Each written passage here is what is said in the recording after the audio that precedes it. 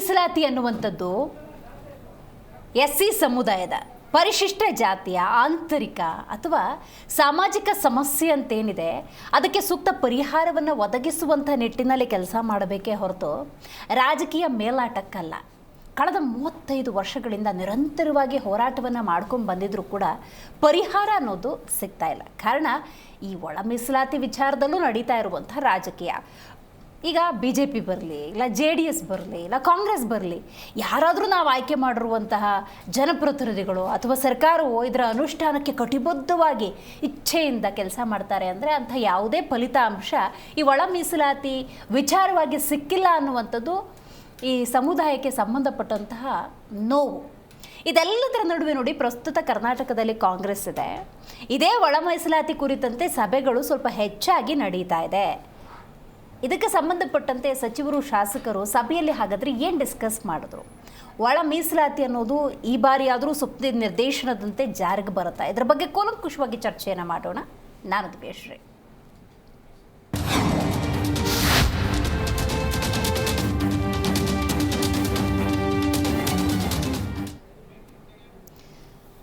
ಪರಿಶಿಷ್ಟ ಜಾತಿ ಮತ್ತು ಪಂಗಡ ಅಂದ ಸಂದರ್ಭದಲ್ಲಿ ಅವರಿಗೆ ಒದಗಿಸಬೇಕಾದಂತಹ ಸಾಮಾಜಿಕ ನ್ಯಾಯ ಅಥವಾ ಈ ಒಳ ಮೀಸಲಾತಿ ಅನ್ನೋದೇನಿದೆ ಅದನ್ನು ಕೊಡೋದಕ್ಕೆ ರಾಜ್ಯದ ಪರಿಧಿಯಲ್ಲೇ ನಾವು ನೋಡೋದಾದರೆ ಅದಕ್ಕೆ ಅಧಿಕಾರ ಇದೆ. ಸುಪ್ರೀಂ ನಿರ್ದೇಶನವನ್ನು ಕೊಟ್ಟಿದೆ. ನಾವು ಅದನ್ನು ಈ ಸಂದರ್ಭದಲ್ಲಿ ನೆನಪು ಮಾಡಿಕೊಳ್ಳಬಹುದು. 2024 ಆಗಸ್ಟ್ 1ರಂದು ಸುಪ್ರೀಂ ಕೋರ್ಟ್ ನೀಡಿದ ಮಹತ್ವದ ತೀರ್ಪನ್ನು ಅನುಷ್ಠಾನಕ್ಕೆ ತರುವುದಕ್ಕೆ ಏನು ಸಮಸ್ಯೆ? ಇದನ್ನು ನಾವಿಲ್ಲಿ ಗಮನಕ್ಕೆ ತೆಗೆದುಕೊಳ್ಬೇಕು. ಇದೆಲ್ಲದರ ನಡುವೆ ನೋಡಿ, ಸಭೆಗಳ ಮೇಲೆ ಸಭೆ. ದಲಿತ ಸಚಿವರು ಮತ್ತು ಶಾಸಕರು ಸಭೆಯನ್ನು ನಡೆಸಿದ್ದಾರೆ. ಒಳ ಮೀಸಲಾತಿ ಜಾರಿಗೆ ಹಿರಿಯ ಸಚಿವರ ನೇತೃತ್ವದಲ್ಲಿ ಸಭೆ. ಸಮಾಜ ಕಲ್ಯಾಣ ಸಚಿವ HC ಮಹದೇವಪ್ಪ ನೇತೃತ್ವ. ಮಹದೇವಪ್ಪ ನಿವಾಸದಲ್ಲೇ ಈ ಒಳ ಮೀಸಲಾತಿ ಜಾರಿ ಬಗ್ಗೆ ಚರ್ಚೆ. ಅಬಕಾರಿ ಸಚಿವ RB ತಿಮ್ಮಾಪುರ್, ಶಾಸಕರಾದ ಸುಧಾಮದಾಸ್, ಸಚಿವರಾದ KH Muniyappa, doctor G Parameshwar, ಗೃಹ ಸಚಿವರು ಪ್ರಸಾದ್ ಅಬ್ಬಯ್ಯ ಹಾಗೂ ದರ್ಶನ್ ಧ್ರುವನಾರಾಯಣ್ ಭಾಗಿ. ಇನ್ನು ಶ್ರೀನಿವಾಸ್, ಡಾಕ್ಟರ್ ತಿಮ್ಮಯ್ಯ ಸೇರಿದಂತೆ ದಲಿತ ನಾಯಕರು ಕೂಡ ಈ ಒಳ ಮೀಸಲಾತಿ ಸಂಬಂಧ ನಡೆಸ್ತಾ ಇರುವಂಥ ಚರ್ಚೆಯಲ್ಲಿ ಭಾಗಿಯಾಗಿದ್ದಾರೆ. ಉಪಹಾರ ಕೂಟದ ನೆಪದಲ್ಲಿ ದೊಡ್ಡ ಮಟ್ಟದ ಸಭೆಯೇ ನಡೆದಿದೆ. ಸಭೆಯಲ್ಲಿ ಹಲವು ಪ್ರಮುಖ ನಾಯಕರೇ ಭಾಗಿಯಾಗಿದ್ದಾರೆ. ದೀರ್ಘ ಸಮಾಲೋಚನೆಯನ್ನು ನಡೆಸಿದ್ದಾರೆ. ಈಗ ನೋಡಿ, ಏನು ಹೇಳಿದ್ರು ಈ ಜನಪ್ರತಿನಿಧಿಗಳು, ನಾವು ಆಯ್ಕೆ ಮಾಡಿದಂಥ ನಾಯಕರು ಅಂತ ನೋಡೋದಾದರೆ 3 ತಿಂಗಳಲ್ಲಿ ವರದಿಯನ್ನು ಪಡೆದು ಜಾರಿ ಅನ್ನುವಂಥ ವಿಷಯವನ್ನು ಪ್ರಸ್ತಾಪ ಮಾಡಿದ್ರಲ್ಲ, ಅದು ಆಯ್ತಾ ಅನ್ನೋದೇ ಸದ್ಯದ ಪ್ರಶ್ನೆ. ಹಾಗಾದರೆ ಗಡುವು ಮುಗಿದ್ರೂ ಜಾರಿಯಾಗಿಲ್ಲ ಅನ್ನೋದಾದರೆ ಸರ್ಕಾರದ ಸ್ಟ್ಯಾಂಡ್ ಆದರೂ ಏನು? ಇದು ಬಹಳ ಮುಖ್ಯ ಆಗುತ್ತೆ. ಸಂಬಂಧಪಟ್ಟಂತೆ ಸತೀಶ್ ಜಾರಕಿಹೊಳಿ ಮಾತನಾಡಿದ್ದಾರೆ, ಬನ್ನಿ ಕೇಳೋಣ. ಸಭೆ ನಡೀತಾ ಇದೆ, ಅವ್ರ ಮನೆಯಲ್ಲಿ ಸಭೆ ನಡೀತಾ ಇದೆ, ಮಾಡ್ತಿದ್ದಾರೆ. ಅವ್ರೊಬ್ಬರೇ ತಗೊಳ್ಳಿಕ್ಕೆಲ್ಲ ಎಲ್ಲ ಎಂಟೈರ್ ಕ್ಯಾಬಿನೆಟ್ ತೊಗೋಬೇಕು, ಕ್ಯಾಬಿನೆಟಲ್ಲಿ ಬರಬೇಕು, ಚರ್ಚೆ ಆಗಬೇಕು. ನಾವು ಮಾಡಲಿಕ್ಕೆ ಆಧಾರ ಇತ್ತು, ನಮಗೆ ಅಧಿಕೃತವಾಗಿ ಹೇಳಿದ್ರು ಇತ್ತು. ಈಗ ಸುಮ್ಮನೆ ಅವ್ರ ಪಾಡಿಗೆ ಅವರೇ ಮಾಡಿದ್ರೆ ಅವ್ರ ಖುಷಿಗಾಗಿ ಮಾಡಿರ್ಬೋದು ಅಷ್ಟೇ, ಯಾವುದೇ ಆಧಾರ ಇಲ್ಲ. ಸಭೆ ನಡೀತಾ ಇದೆ, ಅವ್ರ ಮನೆಯಲ್ಲಿ ಸಭೆ ನಡೀತಾ ಇದೆ, ಮಾಡ್ತಿದ್ದಾರೆ. ಅವ್ರೊಬ್ಬರೇ ತಗೊಳ್ಳಿಕ್ಕೆಲ್ಲ ಎಲ್ಲ ಎಂಟೈರ್ ಕ್ಯಾಬಿನೆಟ್ ತೊಗೋಬೇಕು, ಕ್ಯಾಬಿನೆಟಲ್ಲಿ ಬರಬೇಕು, ಚರ್ಚೆ ಆಗಬೇಕು. ನಾವು ಮಾಡಲಿಕ್ಕೆ ಆಧಾರ ಇತ್ತು, ನಮಗೆ ಅಧಿಕೃತವಾಗಿ ಹೇಳಿದ್ರು ಇತ್ತು. ಈಗ ಸುಮ್ಮನೆ ಅವ್ರ ಪಾಡಿಗೆ ಅವರೇ ಮಾಡಿದ್ರೆ ಅವ್ರ ಖುಷಿಗಾಗಿ ಮಾಡಿರ್ಬೋದು ಅಷ್ಟೇ, ಯಾವುದೇ ಆಧಾರ. ಈ ಬಗ್ಗೆ ಮಾತಾಡಲಿಕ್ಕೆ ಮೊದಲನೇದಾಗಿ ನಮ್ಮ ಕಾರ್ಯಕ್ರಮದಲ್ಲಿ JDS ವಕ್ತಾರರಾಗಿರುವಂಥ ಡಾಕ್ಟರ್ ನಾಗೇಂದ್ರ ಅವರಿದ್ದಾರೆ, ನಮಸ್ಕಾರ. ಇನ್ನು AP ವಕ್ತಾರರಾಗಿರುವಂತಹ B ಮಣಿಕಂಠ ಅವರಿದ್ದಾರೆ, ನಮಸ್ಕಾರ. ಇನ್ನು BJP ವಕ್ತಾರರಾಗಿರುವಂತಹ ಯದುಕುಮಾರ್ ಗೌಡ್ರಿದ್ದಾರೆ, ನಮಸ್ಕಾರ. ಓಕೆ ನಾಗೇಂದ್ರ ಅವರೇ, ರೈಟ್, ಮಾತಾಡ್ತೀನಿ. ಅದಕ್ಕೂ ಮುಂಚೆ ರಾಜಕೀಯ ವಿಶ್ಲೇಷಕರಾಗಿರುವಂಥ ಚಂಬಿ ಪುರಾಣಿಕ್ ಅವರು ಝೂಮ್ನಿಂದ ಕನೆಕ್ಟ್ ಆಗಿದ್ದಾರೆ. ಸರ್ ನಮಸ್ಕಾರ. ನಮಸ್ಕಾರ. ಓಕೆ, ಮಾತಾಡ್ತೀನಿ, ಹಾಗೆ ಸಂಪರ್ಕದಲ್ಲಿರಿ ಸರ್. ನಾಗೇಂದ್ರ ಅವರೇ, ಸತೀಶ್ ಜಾರಕಿಹೊಳಿ ಅವರು ಮಾತಾಡಿದ್ದನ್ನು ನೀವು ಗಮನಿಸಿದ್ರಿ, ಲಾಸ್ಟ್ ಸ್ಟೇಟ್ಮೆಂಟ್. ಇದು ಏಕಾಏಕಿ ಒಬ್ಬೊಬ್ಬರು ತಗೊಳ್ಳುವಂಥ ನಿರ್ಧಾರ ಅಲ್ಲ, ಕ್ಯಾಬಿನೆಟ್ನ ನಿರ್ಧಾರ, ಸುಪ್ರೀಂದು ನಿರ್ದೇಶನ ಇದೆಯಪ್ಪ. ಇಲ್ಲೂ ಕೂಡ ರಾಜಕೀಯ ಮೇಲಾಟ ಕಂಡು ಬರ್ತಿದೆ ಅನ್ನೋದಾದರೆ ಏನು ಮಾಡ್ತಾರೆ? ಕಾಂಗ್ರೆಸ್ ಮೇಲೆ ಈ ಒಳ ಮೀಸಲಾತಿ ವಿಚಾರಕ್ಕೆ ನಂಬಿಕೆ ಇಟ್ಕೋಬೋದಾ? ನೋಡಿ, ಇವತ್ತೇನಾಗಿದೆ, ಇವತ್ತು ಈ ನೆಲದ ಕಾನೂನಿಗೆ ಒಂದು ನ್ಯಾಯ ಇದೆ, ಆದಮೇಲೆ ಗೌರವ ಕೊಡಬೇಕು, ಇಡೀ ದೇಶ ಗೌರವ ಕೊಡಬೇಕು, ರಾಜ್ಯ ಕೊಡಬೇಕು, ಮತ್ತು ರಾಜ್ಯದ ಮುಖ್ಯಮಂತ್ರಿಗಳು ಮುಖ್ಯವಾಗಿ ಕೊಡಬೇಕಾಗಿರೋದು. ಇವತ್ತು ಸುಪ್ರೀಂ ಕೋರ್ಟ್ ತೀರ್ಪಾಗಿದೆ. ಇವತ್ತು ಆ ರಾಜ್ಯಗಳಿಗೆ ಮೀಸಲಾತಿ ಒಳ ಮೀಸಲಾತಿ ಮಾಡುವಂಥ ಅಧಿಕಾರ ಆ ರಾಜ್ಯದ CM ಕೈಡೆ ಇರುತ್ತೆ ಅಂತ. ಇವತ್ತು ಒಳ ಮೀಸಲಾತಿ ತೀರ್ಪು ಸುಪ್ರೀಂ ಕೋರ್ಟ್ ಕೊಟ್ಟರೆ ಕೂಡ ಎಷ್ಟೊಂದು ನೆಗ್ಲಿಜೆನ್ಸಿ ಮಾಡ್ತಾವ್ರೆ ಅಂದರೆ ಯಾವ ವಿಚಾರಕ್ಕೆ ಮಾಡ್ತಾ ಇದ್ದಾರೆ ಅಂತ ಒಂದು ಗೊತ್ತಿಲ್ಲ. ಇವತ್ತು ನೋಡ್ಬೋದು, ಇವತ್ತು ಏನು ಇವರೊಂದು ಸಿದ್ದರಾಮಯ್ಯವರು ಒಂದು ಮಾತು ಹೇಳಿದರು, CM ಸಿದ್ದರಾಮಯ್ಯವರು ಒಂದು ಮಾತು ಹೇಳಿದರು, ಯಾವುದೇ ಸರ್ಕಾರಿ ಹುದ್ದೆಗಳನ್ನ ತುಂಬುವಂಥದ್ದಿಲ್ಲ, ಒಳ ಮೀಸಲಾತಿಗಳು ಮುಗಿಯೋವರೆಗೂ ಅದರದ್ದು ಅನುಮೋದನೆ ಆಗೋವರೆಗೂ ಅಂತ ಸ್ಟೇಟ್ಮೆಂಟ್ ಕೊಟ್ಟಿದ್ರು. ಈಗ ಏನಾಗ್ತಿದೆ, ಒಳಗೊಳಗೆ ಒಂದು ಸ್ಕೀಮ್ ಹಾಕ್ತಾ ಇದ್ದಾರೆ, ಬ್ಯಾಕ್ಲಾಗ್ ಹುದ್ದೆಗಳನ್ನ ತುಂಬಬೇಕು ಅಂತ ಹೋಗ್ತಾ ಇದ್ದಾರೆ. ಬ್ಯಾಕ್ಲಾಗ್ ಹುದ್ದೆಗಳು ತುಂಬೋದಿದ್ದು ಏನು ಅನಾನುಕೂಲ ಆಗುತ್ತೆ ಅಂದರೆ, ಇವತ್ತೇನು ಒಳ ಮೀಸಲಾತಿಗಳಲ್ಲಿ ಏನು ಒಂದು ಜಾತಿಗೆ ಪ್ರಬಲ ಜಾತಿ, ಒಳ ಮೀಸಲಾತಿಗಳು ಉಪಜಾತಿಗಳ ಪ್ರಬಲ ಇರೋರಿಗೆ ಇದೆಲ್ಲ ಸ್ಕೀಮ್ಗಳು, ಮೀಸಲಾತಿಗಳು, ಸೌಲಭ್ಯಗಳು ಅತಿಯಾಗಿ ಸಿಕ್ಕಿದೆ. ಮತ್ತು ಇನ್ನು ಅಲ್ಲಿ ಶಿಕ್ಷಣ ಹಿಡಿದವ್ರಿಗೆ ಮತ್ತು ಅದ್ರ ಬಗ್ಗೆ ಒಂದು ಜ್ಞಾನ ಹಿಡಿದವ್ರಿಗೆ ದಲಿತರು ಅಲ್ಲೇ ಉಳ್ಕೊಂಬಿಟ್ಟಿದ್ದಾರೆ. ಎಲ್ಲೋ ಒಂದು ಕಡೆ ಅವರು ಸೈಡ್ ಲೈನ್ ಆಗ್ತಾರೆ. ಹಂಗೆ ಆ ಒಂದು ಪರಿಧಿಯಲ್ಲಿ ಅವ್ರಿಗಿರೋಂಥ ಒಂದು ಜ್ಞಾನ, ಅಲ್ಪ ಜ್ಞಾನದಿಂದ ಅವ್ರು ಅಲ್ಲೇ ಉಳಿತಾ ಇದ್ದಾರೆ. ಯಾರು ಸ್ವಲ್ಪ ಲೀಡ್ರುಗಳು ಮತ್ತು ಏನು ಫಾಲೋವರ್ಸು ಮತ್ತು ಎಜುಕೇಟೆಡ್ ಇದ್ದಾರೋ, ಯಾವುದೊಂದು ಉಪಜಾತಿಯಲ್ಲಿ ಸ್ವಲ್ಪ ಪ್ರಬಲ ಆಗಿದ್ದಾರೋ ಅವರಿಗೆ ಎಲ್ಲ ಹೊಸ ಇದು ಸವಲತ್ತುಗಳು ಸಿಗ್ತಾ ಇದ್ದಾವೆ. ಈ ಬ್ಯಾಕ್ಲಾಗ್ ಉದ್ಯೋಗ ಇವರು ಒಳ ಮೀಸಲಾತಿ ಮಾಡಾದ್ಮೇಲೆ ಬಂದಾಗ ಬ್ಯಾಕ್ಲಾಗ್ ಉದ್ಯೋಗಗಳು ಭರ್ತಿ ಮಾಡೋದ್ರಿಂದ ಉಪಜಾತಿಗಳಿಗೆ ಸರಿ ಸಮವಾಗಿ ಎಲ್ಲರಿಗೂ ಆ ಜಾತಿಗಳಿಗೆ ಸಿಗುತ್ತೆ. ಇದನ್ನು ತಪ್ಪಿಸ್ಬೇಕು ಅನ್ನೋ ಒಂದು ವಿಚಾರವಾಗಿ ಇವರು ಒಳ ಮೀಸಲಾತಿ ಅನುಮೋದನೆ ಮಾಡದೆ ಅದನ್ನು ಸೈಡಲ್ಲಿಟ್ಟು ಇವತ್ತು ಬ್ಯಾಕ್ಲಾಗ್ ಉದ್ಯೋಗಗಳಿಗೆ ಇವರು ಇಂಪಾರ್ಟೆಂಟ್ ಕೊಡ್ತಾವ್ರೆ ಅಂದರೆ ಇವರು ಎಂಥ ಒಂದು ಮನಸ್ಥಿತಿಯಲ್ಲಿದ್ದಾರೆ ಇವತ್ತು ಅನ್ನೋದು ಕಾಣಿಸ್ತಾ ಇದೆ. ಅಂದರೆ ಈ ಮೀಸಲಾತಿ ಬಂದು 75 ವರ್ಷದಿಂದ ಹೋರಾಟ ಮಾಡ್ತಾ ಇದ್ದಾರೆ. 75 ವರ್ಷದಿಂದ ಈ ಕೂಗು ಈ ರಾಜ್ಯದ ಸರ್ಕಾರದ CM ಸೇರ್ತಾ ಇಲ್ವಾ? ಇವತ್ತು ಇವ್ರು ಏನು ಹೇಳ್ಕೊಂಬಂದ್ರು, ಎಲೆಕ್ಷನ್ ಟೈಮಲ್ಲಿ ಎಲೆಕ್ಷನ್ ನಾನು ಗೆದ್ದು ಬಂದ ತಕ್ಷಣ ಒಳ ಮೀಸಲಾತಿಗಳು ಮೊದಲು ಅನುಮೋದನೆ ಮಾಡ್ತೀನಿ ಅಂತಂದರು. ಇದನ್ನು ಇವ್ರು ಮಾಡಿಲ್ಲ, BJP ಸರ್ಕಾರದವ್ರು ಮಾಡಿದರು. ಅದನ್ನು ಸುಪ್ರೀಂ ಕೋರ್ಟ್ ಕಳಿಸಿದ್ರು. ಸುಪ್ರೀಂ ಕೋರ್ಟ್ ಕೂಡ ಒಂದು ತೀರ್ಪು ಕೊಟ್ಟಿತ್ತು. ಅದ್ರ ಮುಂದುವರಿದ ಭಾಗ ಇವರು ಬಂತು. ಇವ್ರು ಬಂದಾಗ ಇವ್ರು ಯಾಕೆ ಇಷ್ಟು ಡಿನೈನ್ ಮಾಡ್ತಾ ಇದ್ದಾರೆ? ಇವತ್ತು ಯಾಕೆ ಉದ್ದೇಶ ಏನು ಇವ್ರದ್ದು? ಅಂದ್ರೆ ಈ ವಿಳಂಬದ ಹಿಂದೆ ಏನೋ ನಿಮಗೆ ಅಜೆಂಡಾ ಕಾಣಿಸ್ತಿದೆ. ಇದೊಂದು ರಾಜಕೀಯ ಯೋಗ ನೋಡ್ಬೋದು. ಇವಾಗ ಒಳ ಮೀಸಲಾತಿ ತಂದಮೇಲೆ ಅದ್ರ ಪ್ರಕಾರ ಹಂಚಿಕೆ ಆಗಬೇಕಲ್ಲ ಉಪಜಾತಿಗಳಿಗೆ. ಅದ್ರಲ್ಲಿ ರಾಜಕೀಯ ಕೂಡ ಬೆರೆಯುತ್ತಲ್ಲ. ಇವಾಗ ರಾಜಕೀಯದಲ್ಲಿ ಯಾರ್ಯಾರು CM ಎಷ್ಟು ಸ್ಥಾನ ಕೊಟ್ಟಿದ್ದಾರೆ, DCM ಎಷ್ಟು ಸ್ಥಾನ ಕೊಟ್ಟಿದ್ದಾರೆ, ಆ ಜಾತಿಗಳಿಗೆ ಎಷ್ಟೆಷ್ಟು ಮೀಸಲಾತಿಗಳು ಹೋಗಿದೆ ಅನ್ನೋದು ಕೂಡ ಒಂದಲ್ಲಿ ಬರುತ್ತೆ. ಇವಾಗೇನೋ ಒಳ ಮೀಸಲಾತಿ ಮಾಡಿಬಿಟ್ರೆ ಎಲ್ಲಾದ್ರೂ ಡೆಪ್ಟಿ CM ಮಾಡೋಂಥ ಕಾನ್ಸೆಪ್ಟ್ ಬರ್ತದಾ, ಇಲ್ಲ ಅಧ್ಯಕ್ಷರು ಮಾಡೋಂಥ ಕಾನ್ಸೆಪ್ಟ್ ಬರ್ತದಾ?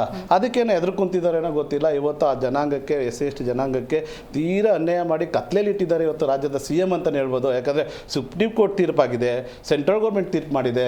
ಇದು ಆದ ರಾಜ್ಯಗಳಿಗೆ ಅವರವ್ರಿಗೆ ಬಿಟ್ಟಿದ್ದು ಅಂತ ಹೇಳಿದ್ರು. ಇವರು ಕಣ್ಮುಚ್ಚು ಕುಂತಿದ್ದಾರೆ. ಅಂದರೆ ವಿಷಯ ಇಷ್ಟೇ, ಅಲ್ಲಿನ ರಾಜಕಾರಣಿಗಳಿಗೆ ಎಲ್ಲಿ ಒಂದು ಅಧ್ಯಕ್ಷ ಸ್ಥಾನಕ್ಕೆ ಬಂದ್ಬಿಡ್ತಾರೋ, ಇಲ್ಲ ಹಿಂದೆ ಒಂದು ಏನು ಡಿಪ್ಟಿ CM ಆಗ್ಬಿಡ್ತಾರೋ, ಎಲ್ಲಿ ಪೈಪೋಟಿ ಕ್ರಿಯೇಟ್ ಆಗುತ್ತೋ ಅನ್ನೋದಕ್ಕೆ ಇವರೆಲ್ಲ ಒಂದು ಕಡೆ ಸಿದ್ದರಾಮಯ್ಯ ಅವರು ಇದನ್ನ ತಡೀತಾ ಇದ್ದಾರೆ ಅಂತಲೇ ಹೇಳ್ಬೋದು. ಇವತ್ತು ಎಷ್ಟೋ ಅಲ್ಲಿ ಉಪಜಾತಿಗಳಿಗೆ ಅನ್ಯಾಯ ಅಂದರೆ ಅನ್ಯಾಯ ಆಗೋಗಿದೆ. ಇವತ್ತೇನಾಗಿದೆ, ಅದ್ರಲ್ಲಿ ಸ್ವಲ್ಪ ಎಜುಕೇಟೆಡ್ ಯಾರು ಪ್ರಬಲ ಉಪಜಾತಿಯಲ್ಲಿ ಪ್ರಬಲ ಜಾತಿಗಳೇ ಇದ್ದಾವೋ, ಅದ್ರಲ್ಲಿ ಯಾರು ಎಜುಕೇಷನ್ ಸ್ವಲ್ಪ ಶೈಕ್ಷಣಿಕ ಮುಂದುವರೆದಿರೋ ಅವ್ರಿಗೆ ಈ ಮೀಸಲಾತಿಗಳು ಸಂಪೂರ್ಣ ಪಡಿತಾ ಇದ್ದಾರೆ. ಇನ್ನು ಯಾರು ಶಿಕ್ಷಣದಲ್ಲಿ ವಂಚಿತರಾಗಿದ್ದಾರೋ ಅವ್ರಿಗೆ 0 ಶೂನ್ಯ, ಅದ್ರ ಬಗ್ಗೆ ಗಮನನೇ ಇಲ್ಲ. ಇವತ್ತು ಹೋಗಿ ಒಂದು ಅಧಿಕಾರಿಗಳು ನಾವು ಕೇಳಬೇಕಾದ್ರೆ ಕೂಡ ಭಯ ಆಗುತ್ತೆ ಏನು ಹೇಳ್ತಾರೋ ಅಂತ. ಆಮೇಲೆ ಅಧಿಕಾರಿಗಳ ಹತ್ರ ಹೋಗೋರು ಏನೋ ಕೇಳಿದ್ರೆ ಕೂಡ SC ST ಜನಾಂಗದವರು ವಿಷಯ ಸಂಪೂರ್ಣವಾಗಿ ಅವ್ರಿಗೆ ಹೇಳಲ್ಲ. ಎಲ್ಲಿ ಒಂದು ಟೀಮ್ ಒಂದು ಫಾಲೋ ಅಂತ ಇರುತ್ತೆ, ಆ ತಂಡ ಒಂದಿರುತ್ತೆ, ಆ ತಂಡಕ್ಕೆ ಹೋಗ್ಬೇಕೆಲ್ಲ ಒಂದು ಮೀಸಲಾತಿ ಸೌಲಭ್ಯಗಳು. ಬೇರೆ ಗೊತ್ತಿದ್ದವ್ರಿಗೆ ಏನು ಹೋಗಲ್ಲ. ಇವತ್ತು ನೀವು ನೋಡಿರ್ಬೋದು KDP ಲ್ಯಾಂಡ್ ವಿಚಾರದಲ್ಲಿ ನಾನು ಸುಮಾರು ಜನಗಳನ್ನ ಕೇಳಿದ್ದೀನಿ, ವಿಚಾರಿಸಿದ್ದೀನಿ. ಅಲ್ಲಿ ಸಾಕಷ್ಟು ಇರೋದು ಅಲ್ಲೇನು ಯಾರು ಅಧಿಕಾರಿಗಳಿದ್ದಾರೆ ಅವ್ರ ಫಾಲೋವರ್ಸು, ಯಾರು MLAಗಳಿದ್ದಾರೆ ಅವ್ರ ಫಾಲೋವರ್ಸು, ಯಾರು ಅದ್ರ ಬಗ್ಗೆ ಒಂದು ಜ್ಞಾನ ಇದೆ ಅವ್ರ ಫಾಲೋವರ್ಸು ಅಲ್ಲಿ ಸೌಕರ್ಯ ಸಿಕ್ಕಿದೆ ಹೊರತು ಬೇರೆ ಇನ್ನು ಉಪಜಾತಿಗಳಲ್ಲಿ ಏನು ಶಿಕ್ಷಣ ಕೊಡ್ತಾ ಇರೋರಿಗೆ ಇದುವರೆಗೂ ಏನೂ ಅಲ್ಲಿ ಸವಲತ್ತುಗಳಿಲ್ಲ. ನೀವು ತೆಗೆದ್ರೆ ಅಲ್ಲಿ ಉಪಜಾತಿಯಲ್ಲಿ ಪ್ರಬಲರಿಗೆ ಅಲ್ಲಿ ಜಾಸ್ತಿ ಮೀಸಲಾತಿ ಹೋಗಿದೆ ಹೊರತು ಆ ಉಪಜಾತಿಗಳಲ್ಲಿ ಏನು ಕೆಲವರ್ಗ ಜನಕ್ಕೆ ಸೇರೇ ಇಲ್ಲ. ಇವೆಲ್ಲ ಒಂದು ಅನ್ಯಾಯ, ಘೋರ ಅನ್ಯಾಯ. ಇದು ಎಲ್ಲರಿಗೂ ಸರಿ. ಏನು ಬಾಬಾ ಸಾಹೇಬ್ ಅಂಬೇಡ್ಕರ್ ಏನು ಹೇಳಿದ್ರು, ಸಮಬಾಳು ಹೋಗ್ಬೇಕು ಅಂತ ಹೇಳಿ ಏನು ಹೇಳಿದ್ರು, ಆ ತತ್ವನ ಇವತ್ತು ಸಿದ್ದರಾಮಯ್ಯ ಮರ್ತಿದ್ದಾರೆ. ಗಾಂಧಿ ತತ್ವನ ಮರ್ತಿದ್ದಾರೆ. ಏನು ಬಾಪು ಜೈ ಬಾಪು ಅಂತೇಳಿ ಇವತ್ತು ಇವರು ಸಮಾವೇಶಗಳು ಮಾಡ್ತಾರೆ. ಸಂವಿಧಾನ ಫಾಲೋ ಮಾಡೋದು ಅವ್ರಿಗೆ ಹೆಂಗ್ ಅಂದ್ಬಿಟ್ರೆ ಎಲ್ಲಿ ಮಾಡ್ತಾ ಇದ್ದಾರೆ? ಮತ್ತೆ ಇವಾಗ ಸುಪ್ರೀಂ ಕೋರ್ಟ್ ತೀರ್ಪು ಮಾಡಿ ಎಷ್ಟು ದಿವಸ ಆಯ್ತು? ಇವ್ರು 90 ಡೇಸಲ್ಲಿ ಮಾಡ್ತೀನಿ ಅಂತ ಮಾತು ಕೊಟ್ಟಿದ್ರು. ಇವತ್ತು ಎಷ್ಟು ದಿವಸ ಆಗ್ತಾ ಇದ್ದಾವೆ? ಇವತ್ತು ಎಷ್ಟು ದಿವಸ ಆಯ್ತು ಅವ್ರು ಕೊಟ್ಟ ಮಾತಿಗೆ? ಇವತ್ತು ಬ್ಯಾಕ್ಲಾಗ್ ಉದ್ಯೋಗ ತುಂಬ ಅಂಥದ್ದು ಅನಿವಾರ್ಯ ಅದೇನಿದೆ ಇವಾಗ ಅವ್ರಿಗೆ. ಈ ಒಂದು ಕಾನ್ಸೆಪ್ಟ್ ಬರೋಕ್ಕೆ ಮುಂಚೆ ಇವತ್ತು ಒಳ ಮೀಸಲಾತಿ ಅವ್ರು ಅನುಮೋದನೆ ಮಾಡಬೇಕಲ್ಲ. ಇದು ಜನದ ನೊಂದ ಜನರ ಕೂಗಲ್ವಾ? ಇವತ್ತು ಹೋರಾಟಕ್ಕೆ ಇಳಿದಿದ್ದಾರೆ. ಇವತ್ತು ಏನು ದಲಿತ ಸಮುದಾಯಗಳು ಬೀದಿಗಳಲ್ಲಿ ನಿಂತು ಹೋರಾಟಗಳು ಮಾಡ್ತಾ ಇದ್ದಾರೆ. ಇವತ್ತು ಇದು ಕಣ್ಣಿಗೆ ಕಾಣಿಸ್ತಾ ಇಲ್ವಾ? ಇವ್ರ ವಿಚಾರ ಇಷ್ಟೇ. ಇದು ಈ ಒಂದು ರಾಜಕೀಯ, ಅದು ಸಾಮಾಜಿಕ ಸಮಸ್ಯೆನ ಇವರು ರಾಜಕೀಯಕ್ಕೆ ತಗೊಂಡು ಹೋಗ್ತಾ ಇದ್ದಾರೆ ಹೊರತು ಇದು ಸಾಮಾಜಿಕ ಸಮಸ್ಯೆನ ಬಗೆಹರಿಸಬೇಕನ್ನೋ ಚಿಂತನೆ ರಾಜ್ಯದ CM ಅವ್ರಿಗೆ ಇಲ್ಲ ಅಂತ ಕಾಣಿಸ್ತಾ ಇದೆ ಮೇಡಮ್. ರೈಟ್. ಮಣಿಕಂಠ ಅವರು ನೀವು ಹೇಳಬೇಕು, BJP ಬಂದ್ರೇನು, JDS ಬಂದ್ರೇನು, ಕಾಂಗ್ರೆಸ್ ಬಂದ್ರೇನು, ನಾವು ಬೇಡ್ತಾನೆ ಇರ್ತೀವಿ, ಹೋರಾಟ ಮಾಡ್ತಿರ್ತೀವಿ, ಇವ್ರು ವಿಳಂಬ ಮಾಡ್ತಾನೆ ಇರ್ತಾರೆ. ಈ ಮನೋಭಾವ ಬಂದ್ಬಿಟ್ಟಿದೆ SC ST ಸಮುದಾಯದವ್ರಿಗೆ. ಖಂಡಿತ. ಈಗ ಏನಾಗಿದೆ ಅಂತಂದರೆ BJPಗಾಗಲಿ ಕಾಂಗ್ರೆಸ್ಗಾಗಲಿ JDSಗಾಗಲಿ ಇವರ ರಾಜಕೀಯದ ಚುಕ್ಕಾಣಿ ಯಾರ ಕೈಯಲ್ಲಿದೆ ಅಂತೇಳಿ ಪ್ರಶ್ನೆಗೆ ಉತ್ತರ ಹುಡುಕ್ತಾ ಹೋಯ್ತು ಅಂತಂದರೆ ಅಲ್ಲಿ ಉತ್ತರ ಸಿಗೋದು ಬಹುಸಂಖ್ಯಾತರು SCಗಳು ಮತ್ತು STಗಳು. SCಗಳು ಮತ್ತು STಗಳ ಸಬಲೀಕರಣ ಯಾರಿಗೂ ಬೇಕಾಗಿಲ್ಲ. ಇವತ್ತು ಇವ್ರ ಕೈಯಲ್ಲಿ ಅಧಿಕಾರ ಇಲ್ಲ, ಹಾಗಾಗಿ ಅವ್ರನ್ನ ಡೈರೆಕ್ಟಾಗಿ ಆರೋಪ ಮಾಡ್ತಾ ಇದ್ದಾರೆ. 7 ಬೆಂಚ್ ತೀರ್ಪು, ಸುಪ್ರೀಂ ಕೋರ್ಟ್ ತೀರ್ಪು ಬಂದಿದೆ, ಆದರೂ ಇವರು ಅದನ್ನು ಅನುಷ್ಠಾನ ಮಾಡ್ತಾ ಇಲ್ಲ ಅಂತೇಳಿ. ಆದರೆ ನಿಜ ಸತ್ಯ ಏನು ಅಂತಂದರೆ ಅವ್ರೇನಾದರೂ ಬಡತನದ ನಿರ್ಮೂಲನೆ ಬಂದುಬಿಟ್ರು ಅಂತಂದರೆ ಅಥವಾ ಸಬಲೀಕರಣ ಆಗ್ಬಿಟ್ರು ಅಂತಂದರೆ ಅಥವಾ ಯಾವ್ದಾದ್ರು ಒಂದು ಶೈಕ್ಷಣಿಕವಾಗಿ ಆರ್ಥಿಕವಾಗಿ ಸಾಮಾಜಿಕವಾಗಿ ಅವ್ರು ಏನಾದ್ರು ಮುಂದೆ ಬಂದ್ಬಿಟ್ರು ಅಂತಂದರೆ ಇವ್ರಿಗೆ ಸಮಸ್ಯೆ. ಇವ್ರಿಗೆ ಸಮಸ್ಯೆ ಹೌದು. ಯಾಕಂದರೆ ಇವತ್ತು ಯಾರು ಗೆಲ್ಲಬೇಕು ಯಾರು ಸೋಲ್ಬೇಕು ಅಂತ ತೀರ್ಮಾನ ಮಾಡುವಂತಹ ವರ್ಗ ಅದು. ಒಂದಷ್ಟು ಜನ ಜಾತಿ ಮೇಲೆ ನಿಂತುಬಿಟ್ಟಿದ್ದಾರೆ, ಈ ಜಾತಿ ಬೇಕು ಆ ಜಾತಿ ಬೇಕು ಅಂತೇಳಿ. ಒಂದಷ್ಟು ಜನ ಇವರು. ಸೊ ಅಲ್ಲಿ ಡಿಸಿಷನ್ ಮೇಕರ್ ಯಾರಿದ್ದಾರೆ? SCಗಳು STಗಳು. ಅವ್ರಿಗೇನಾದರೂ ತಿಳುವಳಿಕೆ ಬಂದ್ಬಿಡ್ತು, ಈಗ ಅವರು ಆರ್ಥಿಕವಾಗಿ ಸಬಲೀಕರಣ ಹೊಂದ್ಬಿಟ್ರು ಅಂತಂದರೆ ತಿಳುವಳಿಕೆಸ್ತರಾಗ್ತಾರೆ. ತಿಳುವಳಿಕೆಸ್ತರ ಆಗೋದು ಬೇಡ ಇವ್ರಿಗೆ. ಅದು ಈಗ ಅದು ಒಳ ಮೀಸಲಾತಿ ಜಾರಿ ಮಾಡಿಬಿಟ್ರೆ ಅವ್ರಿಗಿರೋ ಪ್ರಾಬ್ಲಮ್ ಅದೇನೆ. ಈಗ ಬೇರೆ ಬೇರೆ ಜಾತಿಗಳಲ್ಲಿ ಮೀಸಲಾತಿ ಇಲ್ವಾ? ಅವ್ರಿಗೆಲ್ಲ ಹೊಡೆದಾಡ್ಬಿಡ್ತಾರ. ನಮ್ಮ ಜನರ ಮಧ್ಯೆ ಭಯನ ಹುಟ್ಟಿಸೋಕೆ ಶುರು ಮಾಡಿದ್ರು. ಈಗ ಒಳ ಮೀಸಲಾತಿ ಜಾರಿ ಮಾಡೋದ್ರಿಂದ ಈಗ ಲಂಬಾಣಿ ಆಗಿರ್ಬೋದು, ಬೋವಿ ಆಗಿರ್ಬೋದು, ಈ ಸಮುದಾಯದವ್ರನ್ನ ಮೀಸಲಾತಿಯಿಂದ ಹೊರಗಟ್ಬಿಡ್ತಾರೆ ಅಂತ ಒಂದಷ್ಟು ದಿನ ಭಯವನ್ನು ಹುಟ್ಟಿಸೋಕೆ ಶುರು ಮಾಡಿದ್ರು, ಕ್ರಿಯೇಟ್ ಮಾಡಿಬಿಟ್ರು. ಆದರೆ ನಮ್ಮ ಜನ ಅವತ್ತು ತಾತ್ಕಾಲಿಕವಾಗಿ ಅದು ನಡೆಯುತ್ತೆ ಅಷ್ಟೇ. ಈಗ ನಾವೇನು ಸ್ವತಂತ್ರ ಹಿಂದಿನ ದಿನದಲ್ಲಿ ಇದ್ದಂತಹ ಏನು ತಿಳುವಳಿಕೆ ಇಲ್ದಿರೋಂಥವ್ರು ಏನಿಲ್ಲ. ಈಗ ಎಲ್ಲ ಒಳ್ಳೆ ತಿಳುವಳಿಕೆಸ್ತಿದ್ದಾರೆ. ಯಾವುದೇ ಮಾಹಿತಿ ಬೇಕು ಫಿಂಗರ್ ಟಿಪ್ಸಲ್ಲಿ ಸಿಗ್ಬಿಡುತ್ತೆ. ಈಗ ಅದು ಅವತ್ತಿನ ದಿನಮಾನಗಳಿಗೆ ಅವ್ರಿಗೆ ಜಯಿಸ್ಕೊಂಡು ಬಂದ್ಬಿಟ್ರು. ಇವತ್ತು ಇದೇ ಸಿದ್ದರಾಮಯ್ಯನವರು ಅವರ ಒಂದು ಏನು ಗುದ್ದಿಗೆ ಹಿಡಿಬೇಕು ಅಂತಂದ್ರೆ ಏನು ನಮ್ಮ ಎಲ್ಲ ಜನಸಮುದಾಯನ ಸಭೆ ಕರೆದು ಅವ್ರ ಮುಂದೆ ಕೈ ಚಾಚಿದ್ದಾರೆ. ಏನು 70 ಆಕ್ಟ್ನ ರದ್ದು ಮಾಡ್ತೀನಿ, ಮತ್ತೆ ಈ ಒಳ ಮೀಸಲಾತಿ ಜಾರಿ ಮಾಡ್ತೀನಿ, ಮತ್ತೆ ಏನು ನಮ್ಮ ಇದು SCP TSP ಕಾಯ್ದೆ ಏನಿದೆ ಅದನ್ನ ಯಥಾವತ್ತಾಗಿ ಜಾರಿ ಮಾಡ್ತೀವಿ, ಮತ್ತೆ PTCL ಆಕ್ಟ್ನಲ್ಲಿ ಯಥಾವತ್ತಾಗಿ ಜಾರಿ ಮಾಡ್ತೀವಿ. ಮತ್ತು ಈಗ ನಮ್ಮ ನಾಗಮೋಹನ್ ದಾಸ್ ವರದಿ ಏನಿತ್ತು 15ರಿಂದ 17%ಗೆ ಮುಂದುವರಿಸೋದು ಅಥವಾ 3ರಿಂದ 7% ತರುವಂಥದ್ದು, ಇದನ್ನೆಲ್ಲ ಜಾರಿ ಮಾಡ್ತೀವಿ, ದಯವಿಟ್ಟು ನಮಗೊಂದು ಅವಕಾಶ ಮಾಡಿಕೊಡಿ ಅಂತೇಳಿ ನಮ್ಮ ಏನು ಇದೇ ನಾಯಕರುಗಳನ್ನ ಇವತ್ತೇನು ಅವ್ರ ಮನೆ ಬಾಗಿಲ ಮುಂದೆ ಹೋಗಿ ನಿಂತಿದ್ದಾರೆ ಈ ಲೀಡರ್ಗಳನ್ನ ಕೈಕೂಪಿ ಕೇಳ್ಕೊಂಡ್ರು ಅವರು.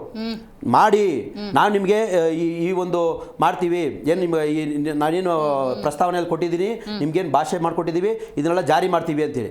ಆದರೆ ಇವತ್ತು BJPಗವರು ಏನು 70 ಆ್ಯಕ್ಟ್ನ ಮುಖಾಂತರ ನಮ್ದೇನು SCP TSP ಈ ದಲಿತರ ಸಮುದಾಯದ ಹಣಕಾಸುಗಳನ್ನ ತೆಗೆದು ಬೇರೆ ಬೇರೆ ಅನ್ಯ ಉದ್ದೇಶಗಳಿಗೆ ಬಳಕೆ ಮಾಡಿಕೊಂಡ್ರು. ಈಗ ಸಿದ್ದರಾಮಯ್ಯನವ್ರು ಮಾಡ್ತಿರೋದೇನು? 70 ಆ್ಯಕ್ಟ್ನ ರದ್ದು ಮಾಡಿ ಪ್ರಯೋಜನ ಆದರೆ ಏನು ಬಂತು? ಸೊ ಈ ಹಿಂದೆನೇ ಇವತ್ತೇನು SC ಮಾದೇವಪ್ಪನವರ ಮನೆ ಮುಂದೆ ಹೋಗಿ ನಿಂತಿದ್ದಾರೆ ನಮ್ಮ ನಾಯಕರುಗಳು. ಪಾಪ ಅವ್ರು ಎಷ್ಟು ಮುಗ್ಧರಿದ್ದಾರೆ ಅಂತಂದರೆ, ಈ ಹಿಂದೆ SCP TSP ದುಡ್ಡು ದುರ್ಬಳಕೆ ಆಗ್ತಿರ್ಬೇಕಾದ್ರೆ ಅದೇ ಮನೆ ಮುಂದೆ ಹೋಗಿ ನಿಂತ್ಕೊಂಡ್ರು. ಅವ್ರ ಮನೆ ಮುಂದೆನೇ ನಿಂತ್ಕೊಂಡ್ರು. ಬರೀ ರಬ್ಬರ್ ಸ್ಟಾಂಪಾಗಿ ಉಳ್ಕೊಂಡ್ರು ಬಿಟ್ಟರೆ SC ಮಾದೇವಪ್ಪನವರಾಗಲಿ ಈ ಸಂದರ್ಭದಲ್ಲಿ ಏನು ಪ್ರಧಾನ ಕಾರ್ಯದರ್ಶಿ ಮಣಿವಣ್ಣನ್ನು ನಾನು ಟೀಕೆ ಮಾಡೋಕ್ಕೆ ಇಷ್ಟಪಡ್ತೀನಿ. ಯಾಕಂತಂದರೆ ಇವ್ರನ್ನ ದೇವ್ರ ಥರ ಬೆಟ್ಟದ ಥರ ನಂಬಿದಂತಹ ನಮ್ಮ ಜನ, ಆ ಜನರಿಗೆ ಇವ್ರು ದೊರಕಿಸ್ಕೊಟ್ಟಿದ್ದಾದ್ರೆ ಏನು ಅಂತಕ್ಕಂಥದ್ದು ಪ್ರಶ್ನೆ. ಸೊ ಬಾಬಾ ಸಾಹೇಬ್ ಅಂಬೇಡ್ಕರ್ ಅವರು ಸಂವಿಧಾನದಲ್ಲಿ ಮೀಸಲಾತಿಯನ್ನ 10 ವರ್ಷಕ್ಕೆ ಮಾತ್ರ ಸೀಮಿತ ಮಾಡಿದ್ದು. ಇವತ್ತುವರೆಗೂ ಅದನ್ನ ಮುಂದುವರ್ಸ್ಕೊಂಡು ಬಂದಿದ್ದಾರೆ ಅಂತಂದ್ರೆ ಇದು ರಾಜಕೀಯ ಲಾಭ ಅಲ್ಲದೆ ಇನ್ನೇನಿರ್ಲಿಕ್ಕೆ ಸಾಧ್ಯ. ಇವತ್ತಿನವರೆಗೂ SCP TSP ನಲ್ಲಿ 3 ಲಕ್ಷ ಕೋಟಿಗಿಂತ ಹೆಚ್ಚು ಹಣವನ್ನು ಆ ಜನಕ್ಕೆ ಅಂತ ಕೊಟ್ಟಿದ್ದಾರೆ. ಲೆಕ್ಕ ಹಾಕಿ ಮೇಡಮ್, ನಮ್ಮಲ್ಲಿ ಎಷ್ಟು ಜನ ಇದ್ದಾರೆ, SCಗಳು STಗಳು ಎಷ್ಟು ಜನ ಇದ್ದಾರೆ? ತಲಾವರ ಹಂಚ್ಬಿಟ್ಟಿದ್ರೆ 10 ಲಕ್ಷ ಹಂಚ್ಕೊಂಡ್ ಬಂದ್ಬಿಡ್ಬೋದಾಗಿತ್ತು. ಅವ್ರ ಸಬಲೀಕರಣ ಇದಕ್ಕಿಂತ ಬೇಕಾಗಿತ್ತಾ? ಅಂದ್ರೆ ಬದ್ಧತೆ ಅಲ್ವಾ? ಅವ್ರಿಗೆ ಬದ್ಧತೆ ಇಲ್ಲ. ಇವತ್ತಿಗೂ ಅಂಬೇಡ್ಕರ್ ಅಭಿವೃದ್ಧಿ ನಿಗಮ ಆಗಿರ್ಬೋದು, ವಾಲ್ಮೀಕಿ ಸಮುದಾಯದ ನಿಗಮ ಆಗಿರ್ಬೋದು, 100 ಕೋಟಿ ರೂಪಾಯಿ ಕೊಡ್ತಾರೆ ಅಂಬೇಡ್ಕರ್ ಅಭಿವೃದ್ಧಿ ನಿಗಮಕ್ಕೆ. ಅಲ್ಲಿ ಹೇಳ್ಕೊಳ್ಳೋದಷ್ಟೇ, ಬಜೆಟ್ನಲ್ಲಿ ಹೇಳ್ಕೊಳ್ಳೋದಷ್ಟು. ಆದರೆ ಅಲ್ಲಿ ಅನುಷ್ಠಾನ ಆಗಿರೋದು ಕೊಟ್ಟಿರೋದು ಎಷ್ಟು ಅಂತ ಕೇಳಿದ್ರೆ ಬರೀ 25 ಕೋಟಿ. ಎಲ್ಲೋಯ್ತೀನಿ 75 ಕೋಟಿ? ಸೊ ಈ ಥರ ಜನರು ಈಗ ನಮ್ಮ ಬ್ರದರ್ ಹೇಳ್ದಂಗೆ, JDS ವಕ್ತಾರ ಹೇಳ್ದಂಗೆ, ಅವರ ಸಬಲೀಕರಣಕ್ಕೆ ಅಗತ್ಯ ಇಲ್ಲ. ಅವ್ರ ಸಬಲೀಕರಣ ಅಗತ್ಯ ಇಲ್ಲ.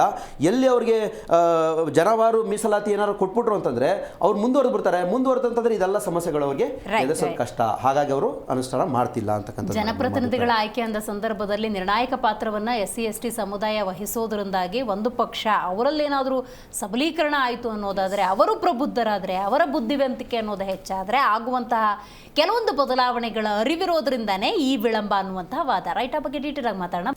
ಸಮಾಜದಲ್ಲಿ ಅಸ್ಪೃಶ್ಯರು ಅಂತ ಅನಿಸ್ಕೊಂಡವರು ಹಾಗೆ ಉಳ್ಕೋಬಾರ್ದು. ಅವರು ಕೂಡ ಮುಖ್ಯವಾಹಿನಿಗೆ ಬರಬೇಕು, ಬದುಕನ್ನು ಕೊಟ್ಕೊಳ್ಬೇಕು, ಅಲ್ಲೂ ಕೂಡ ಶಿಕ್ಷಣ ಅನ್ನೋದು ಸಿಗಬೇಕು. ಈ ನಿಟ್ಟಿನಲ್ಲಿ ಆರಂಭವಾದಂಥ ಈ ಹೋರಾಟ 3 ದಶಕಕ್ಕೂ ಹೆಚ್ಚು ಕಾಲದಿಂದ ನಡೀತಾನೆ ಇದೆ. ಇದಕ್ಕೆ ಪ್ರೇರಣೆ ಏನು ಅಂತ ನೋಡೋದಾದರೆ, ಈ ಹಿಂದೆ ಆಂಧ್ರದಲ್ಲಿ ಇದೇ ರೀತಿಯ ಒಂದು ಹೋರಾಟ ಆಗುತ್ತೆ. ಆ ಸಂದರ್ಭದಲ್ಲಿ ಕರ್ನಾಟಕದಲ್ಲಿ ಬಹುತೇಕ ಈ ಸಮುದಾಯದವರು ಎಚ್ಚೆತ್ತುಕೊಳ್ತಾರೆ, ದೊಡ್ಡ ಮಟ್ಟದ ಹೋರಾಟವನ್ನು ಮಾಡ್ತಾರೆ, ಸರ್ಕಾರದ ಗಮನವನ್ನು ಸೆಳೆಯುವಂಥ ಪ್ರಯತ್ನ ಮಾಡ್ತಾರೆ. ಆದರೆ ಪ್ರಯತ್ನಗಳು ಪ್ರಯತ್ನವಾಗಿಯೇ ಉಳ್ಕೊಳ್ಳುತ್ತೆ. ಯಾವ ಸರ್ಕಾರ ಬಂದರೂ ಕೂಡ ಬದಲಾವಣೆ ಅನ್ನೋದಿಲ್ಲ ಅನ್ನುವಂಥ ಮಟ್ಟಿಗೆ. ಕಡೆ ಪಕ್ಷ ಈಗ ನೋಡಿ, ಚುನಾವಣೆಯ ಸಂದರ್ಭದಲ್ಲಿ ಪ್ರಮುಖ ಅಜೆಂಡಾ ನಿಮಗೆ ನಾವು ಆ ಭರವಸೆ ಕೊಡ್ತೀವಿ, ಈ ಭರವಸೆ ಕೊಡ್ತೀವಿ, ಒಳ ಮೀಸಲಾತಿ ಅನ್ನುವಂಥ ಆಸೆ ಹುಟ್ಟಿಸ್ತಾರೆ. ಅಧಿಕಾರ ಬಂದ ನಂತರ ಆಡಳಿತ ಅಂತ ನಡೆಸೋಕ್ಕೆ ಸಂಬಂಧಪಟ್ಟ ಮೇಲೆ ಅದರಿಂದ ನುಣುಚಿಕೊಳ್ಳುವಂಥ ಪ್ರಯತ್ನಗಳಾಗುತ್ತೆ. ಆಗ ನಡೆಯೋದೇ ಯದುಕುಮಾರ್ ಗೌಡ್ರೆ ಇಂಥ ಮೀಟಿಂಗ್ಗಳು.